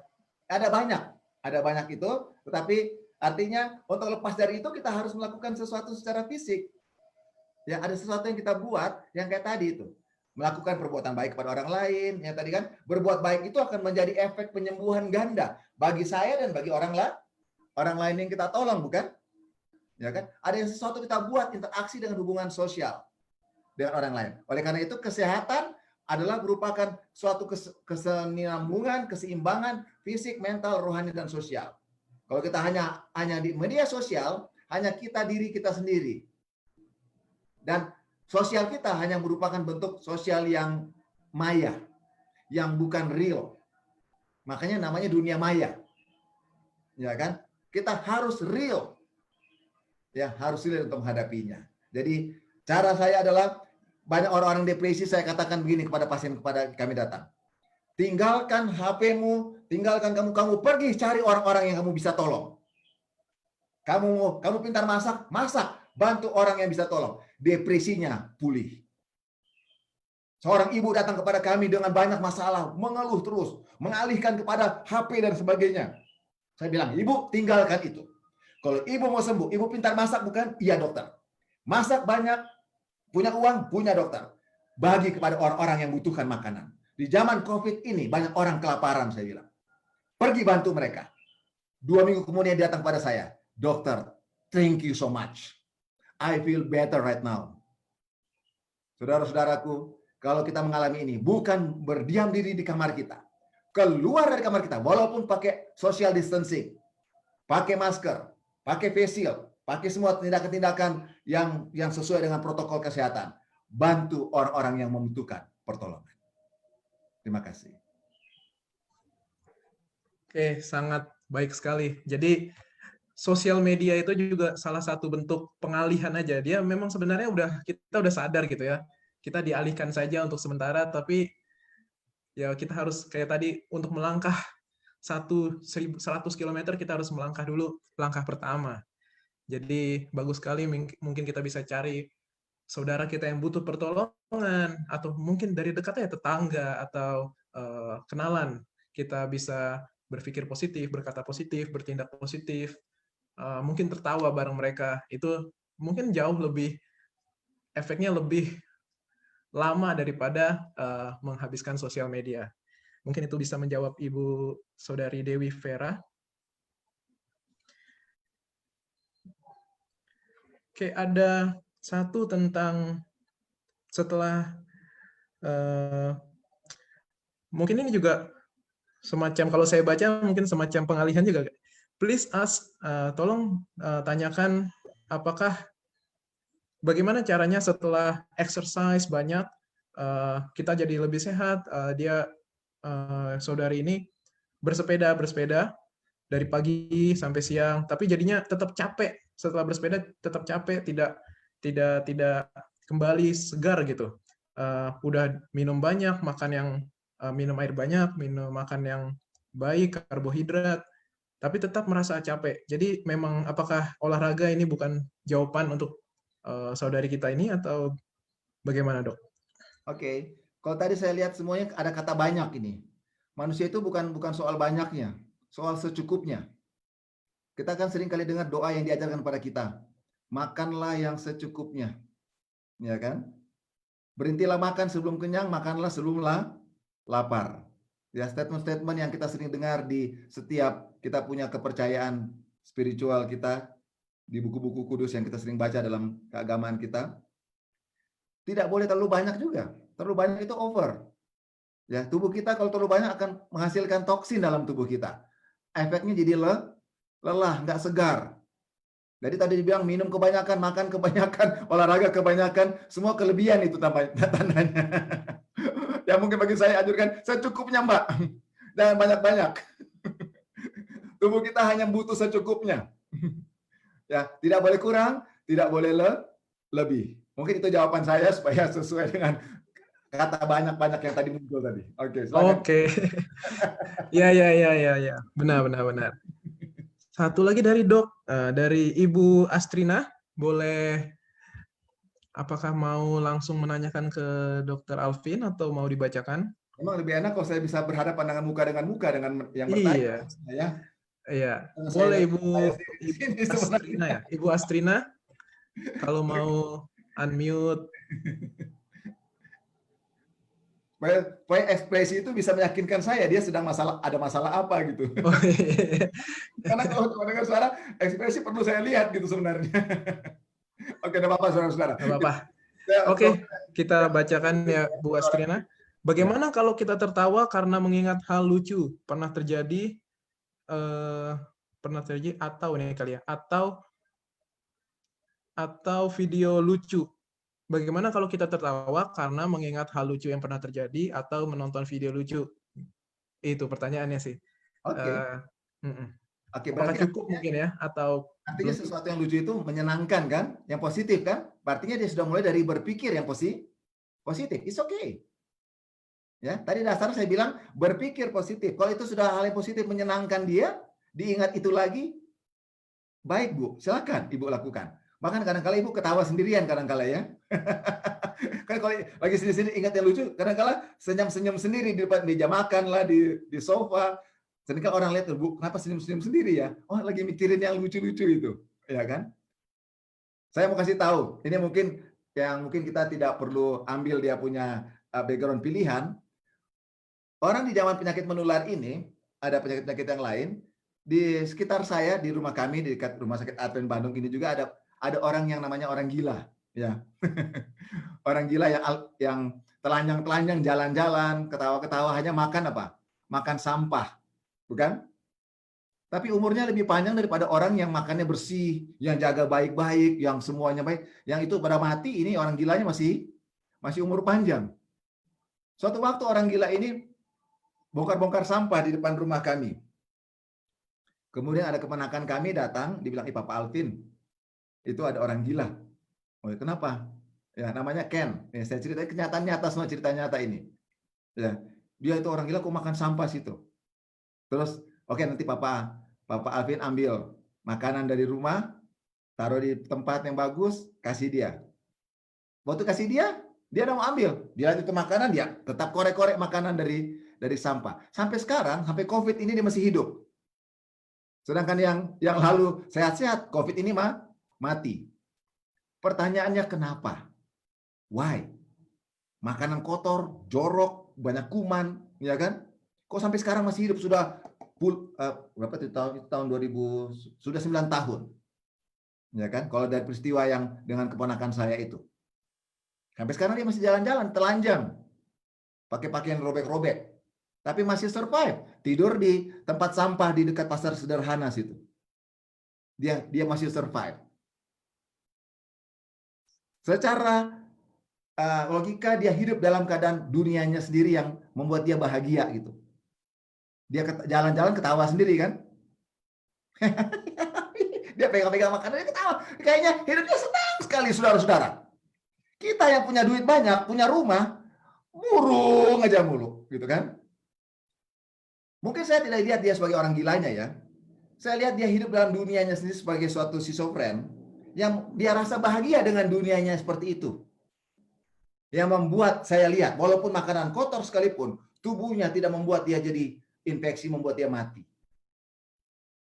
Tetapi kita yang tahu dan tidak hidupkan, artinya dia hidupkan sesuai dengan kemampuan pikirannya yang sudah miring itu, walaupun tidak sehat menurut saya, tapi dia bisa bertahan hidup dengan kondisi sampai sekarang ini. Ya mungkin secara ini terlalu tragis kalau saya bandingkan itu, tapi artinya saya bisa compare orang-orang yang terlalu banyak kekhawatiran, justru cepat mati, dibandingkan orang-orang yang hidup merasa diri apa saja yang ada pada dia itu yang dia miliki, yang dia boleh lakukan. Dia umurnya lebih panjang. Terima kasih. Terima kasih. Ini ada yang minta tips nih, Dok. Jadi aku tahu nih orangnya. Jadi dia Gimana easy orangnya? going, orangnya easy going. Dia Oke. ya suka tertawa, tapi gimana caranya menjelaskan ke orang lain biar orang lain tertawa? Mungkin nggak secara apa ya, secara karakter itu juga tertawa kan mungkin bagian dari karakter orang. Nggak ada yang aduh malu tertawa depan orang atau gimana. Gimana biar bisa mengasih tips ke orang lain bagaimana cara long term ketawa biar long term ya long term happiness atau ketawa tadi ke orang yang ya mungkin susah gitu sebenarnya untuk tertawa dari dasarnya. Oke. Mungkin bukan karakter, namanya temperamen. Manusia itu memiliki 4 temperamen. Ada sanguin, melankolik, kolerik, dan flegmatik. Sanguin adalah orang yang suka ketawa. Flegmatik orangnya tenang-tenang saja. Melankolik kayaknya murung aja gitu. Kolerik marah, gitu ya. Tapi semua ini ada positif, ada negatifnya. Ya. Semua kita ada, tapi ada yang nilainya lebih tinggi, ada yang nilainya lebih rendah. Orang ini mungkin yang tadi Kevin katakan adalah dia orangnya mungkin sanguin. Iya kan? Orangnya easy going tadi. Easy going boleh kita anggapi sebagai orang yang flegmatik. Ya, apapun terjadi terjadilah gitu ya. Ada orang begitu kan? Orang sanguin ini ada orang sanguin. Kita kalau lihat dari 4 kata temperamen ini, kelihatannya kata sanguin dan kata flegmatik bagus. Periang dan berhati tenang. Sedangkan melankolik dan kolerik negatif. Seakan-akan ya. Melankolik pemurung, kolerik pemarah. Tapi sebenarnya tidak. Semua ada positif, ada negatifnya. Kita mulai dari yang positif dulu kitanya. Orang sanguin ini, yang selalu gembira ini, yang selalu banyak teman, itu orang yang tidak bisa pegang sesuatu rahasia. Dia enggak dipercaya. Kalau ngomong sama dia, enggak, saya akan ngomong sama orang lain. Enggak, jangan percaya. Dia akan ngomong sama orang lain itu. Dia nggak bisa pegang rahasia seorang. Jadi kalau ada orang begini melayani pasien yang harus dijaga kerahasiaannya, bocor kemana-mana itu pasien punya penyakit, disu dia. Dia punya masalah itu, gitu ya. Orang yang isi going, berhati tenang, kelihatannya bagus. Tapi orang ini jadi pasif, yang nggak bisa ambil keputusan yang jelas dalam hidupnya. Bingung, orang lain yang kasih keputusan bagi dirinya, gitu ya. Orang yang melankolik kelihatannya murung, tapi ini orang yang pemikir, yang punya konseptor. Orang yang kolerik kelihatannya pemarah, tapi dia menjadi seorang leader. Jadi kita perlu ambil positif-positif. Makanya berpikir, bertindak, dan berbicara positif. Dari keempat tabiat atau bukan karakter, ya, dari 4 temperamen tadi ini, kita ambil yang positif-positifnya. Ada kekurangannya, itu yang kita tidak perlu hidupkan, yang positifnya. Nah, sekarang pertanyaan seperti Andre Kevin tadi. Bagaimana cara jadi sama orang lain? Untuk kita bisa menolong orang lain, itu harus ada relationship. Harus ada hubungan. Harus ada waktu. Dan hubungan ini ada beberapa tingkatan. Nah, kita tidak bisa bicara sini, sudah terlalu tidak cukup waktu. Ya. Kemarin saya dan istri saya baru berbicara tentang hubungan. Kami punya topik kemarin adalah menikah adalah bunuh diri. Nah, itu nanti lah. Ya, Anda nanti akan mungkin nanti lain kali kita berbicara. Tapi saya berbicara hari Sabtu kemarin di Jakarta dengan topik menikah adalah bunuh diri. Ini hubungan utama dengan hubungan relationship. Nah, ini perlu kita bangun. Saya bisa ketawa mungkin dengan orang-orang, saya bukan orang-orang yang suka ketawa-ketawa banyak kayak orang sanguin, karena saya bukan sanguin. Saya lebih banyak melankolik dan kolerik. Tapi ketika saya dengan pasien, Saya bisa ketawa seperti apa yang saudara-saudara bisa lihat ketawa saya tadi di sini. Bisa berjam-jam dengan mereka. Bisa membuat pasien ini bisa merasa bersama-sama, kita bisa ketawa sama-sama. Kalau itu muncul dari dalam kita. Kalau hanya dibuat-buat, saudara-saudaraku, ketawa itu hanya sebentar saja. Tapi tidak bisa bertahan lama. Kalau muncul bisa bertahan lama, itu harus muncul dari niat yang terdalam kita untuk menolong orang lain. Terima kasih. Terima kasih sekali. Nah, mungkin kita sudah akan tiba dalam penghujung acara kita. Juga waktu untuk makan siang atau kembali kepada keluarga kita di rumah masing-masing, juga waktu untuk sholat zuhur sudah mau datang. Sebelum kita menutup, kita ada mau ambil video dulu. Bukan video, kita fotoan dulu, fotoan. Iya, jadi boleh dibuka videonya bagi yang mau dibuka videonya, kalau bisa gadgetnya menyalurkan video. Kita akan ambil foto session sebentar saja, 1 menit. Ada yang bisa screenshot dari tim Smile Center? Ada yang bisa bantu nanti ya? Oke. Oke. Dalam hitungan 10, masih kita tunggu orang-orang untuk membuka videonya. 10, 9, 8, 7, 6, ya, iya, mantap. Ini muka-muka ceria, kita harus latihan senyum tertawa. Masih ada yang belum buka videonya. Saya melihat buka-buka. Ya, mantap, ini ada Ibu Hetty tertawa sangat manis sekali. Ada Rachel yang tanya sama saya tadi yang terakhir itu, Rachel. Iya. Rachel, betul.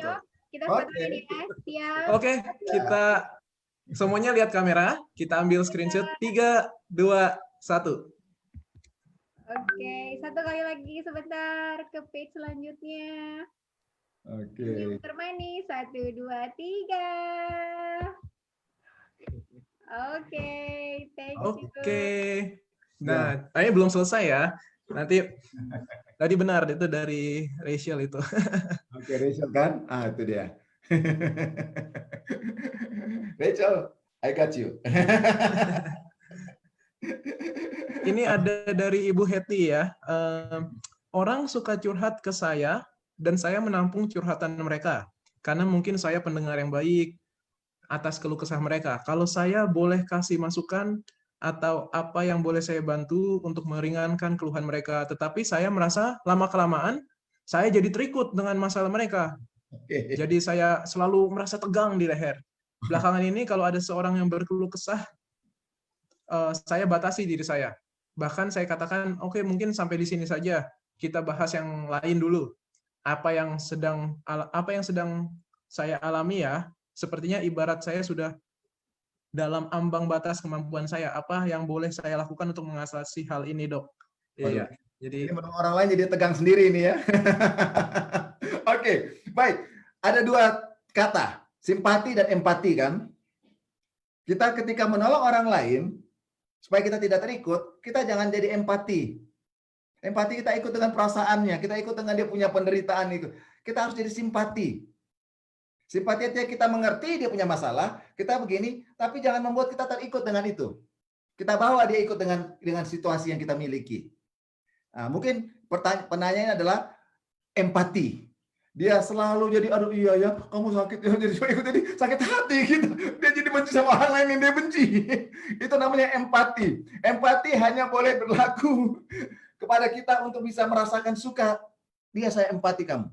Saya kalau untuk menangani orang lain punya masalah, jangan pakai empati, pakai simpati. Ya, oke, itu mungkin jawaban saya. Oke. Luar biasa. Oke, terima kasih. Semoga Ibu Hetty bisa menolong teman-temannya ya. Jangan menyerah, Bu. Karena jarang nih orang yang bisa menjadi pendengar yang baik gitu kan. Itu memang salah satu talenta yang bagus. Tapi harus hati-hati dengan diri sendiri memang ya. Betul, jangan sampai jadi negatif, betul-betul. Oke, saya lanjutkan ke sesi penutup. Terima kasih Dr. Alvin Rantung atas kesempatan hari ini, dan terima kasih semuanya yang sudah hadir melalui Zoom, melalui Facebook yang kami juga sharing online. Biarlah kita tetap tersenyum seperti menjadi seorang anak kecil, maka dunia akan kembali tersenyum kepada kita. Hati yang gembira adalah obat yang manjur. Kalau boleh, kami juga sebagai Small Center, kami membutuhkan jika ada yang tergerak untuk membantu kami melanjutkan program-program ini, karena semua yang kami lakukan adalah free, tapi juga bukan free of cost dari kami, tapi ya kita mau menyalurkan positif ini kepada orang yang lebih banyak, bukan hanya melalui Zoom ini, tapi nanti juga waktu kita sudah bisa bertemu kembali, kita akan mengadakan wellness center, kita akan mengadakan olahraga bersama lagi, kita akan mengadakan cek kesehatan yang lainnya, dan biarlah bantuan-bantuan saudara bisa kami sambungkan dan kami gunakan ya untuk lebih banyak lagi membantu orang lain. Juga kalau bantuan doa dan bantuan ucapan-ucapan positif itu juga sangat membantu. Itu boleh disampaikan juga melalui media-media sosial kami agar orang-orang bisa merasakan hal yang sama. Jika Anda terberkati, jika Anda merasa semakin positif, semakin semangat hari ini, katakanlah itu, sampaikanlah itu kepada saudara-saudara kami yang lain. Nanti jika ada link-link kami yang lain dalam acara setiap 2 minggu, tolong disebarkan juga kepada saudara-saudara yang mungkin membutuhkan untuk mendengar hal-hal positif ini. Jika mau menghubungi kami melalui sosial media, ada di The Smile Center thesmilecenterjkt@gmail.com, dan juga sosial media kami yang lainnya, dan nomor telepon yang tadi juga sudah kami sambungkan. Terima kasih, dan sampai jumpa ke seminar berikutnya. Sebelum itu, kami tidak lupa lagi mempromosikan bahwa minggu depan ada olahraga jam 7 pagi hari Minggu. Jadi kita sama-sama berolahraga, membuat badan kita segar, terlatih, dan biarlah kita satu langkah ini bisa membuat kita semakin dekat kepada long-term happiness dan membuat kita jauh dari penyakit-penyakit tadi. Karena 9 dari 10 penyakit berasal dari pikiran. Terima kasih saudara-saudara yang sudah datang dan stay sampai akhir. Kita tunggu 2 minggu lagi dalam Mental Health Seminar. Kita juga undang semuanya 1 minggu lagi untuk olahraga bersama.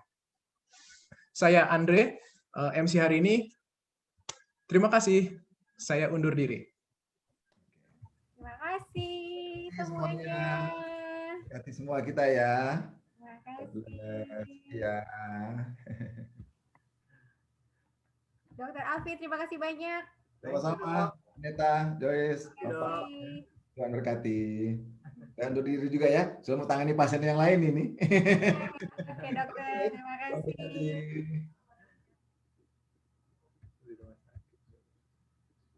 Apa lagi nih? Jangan tahu mana.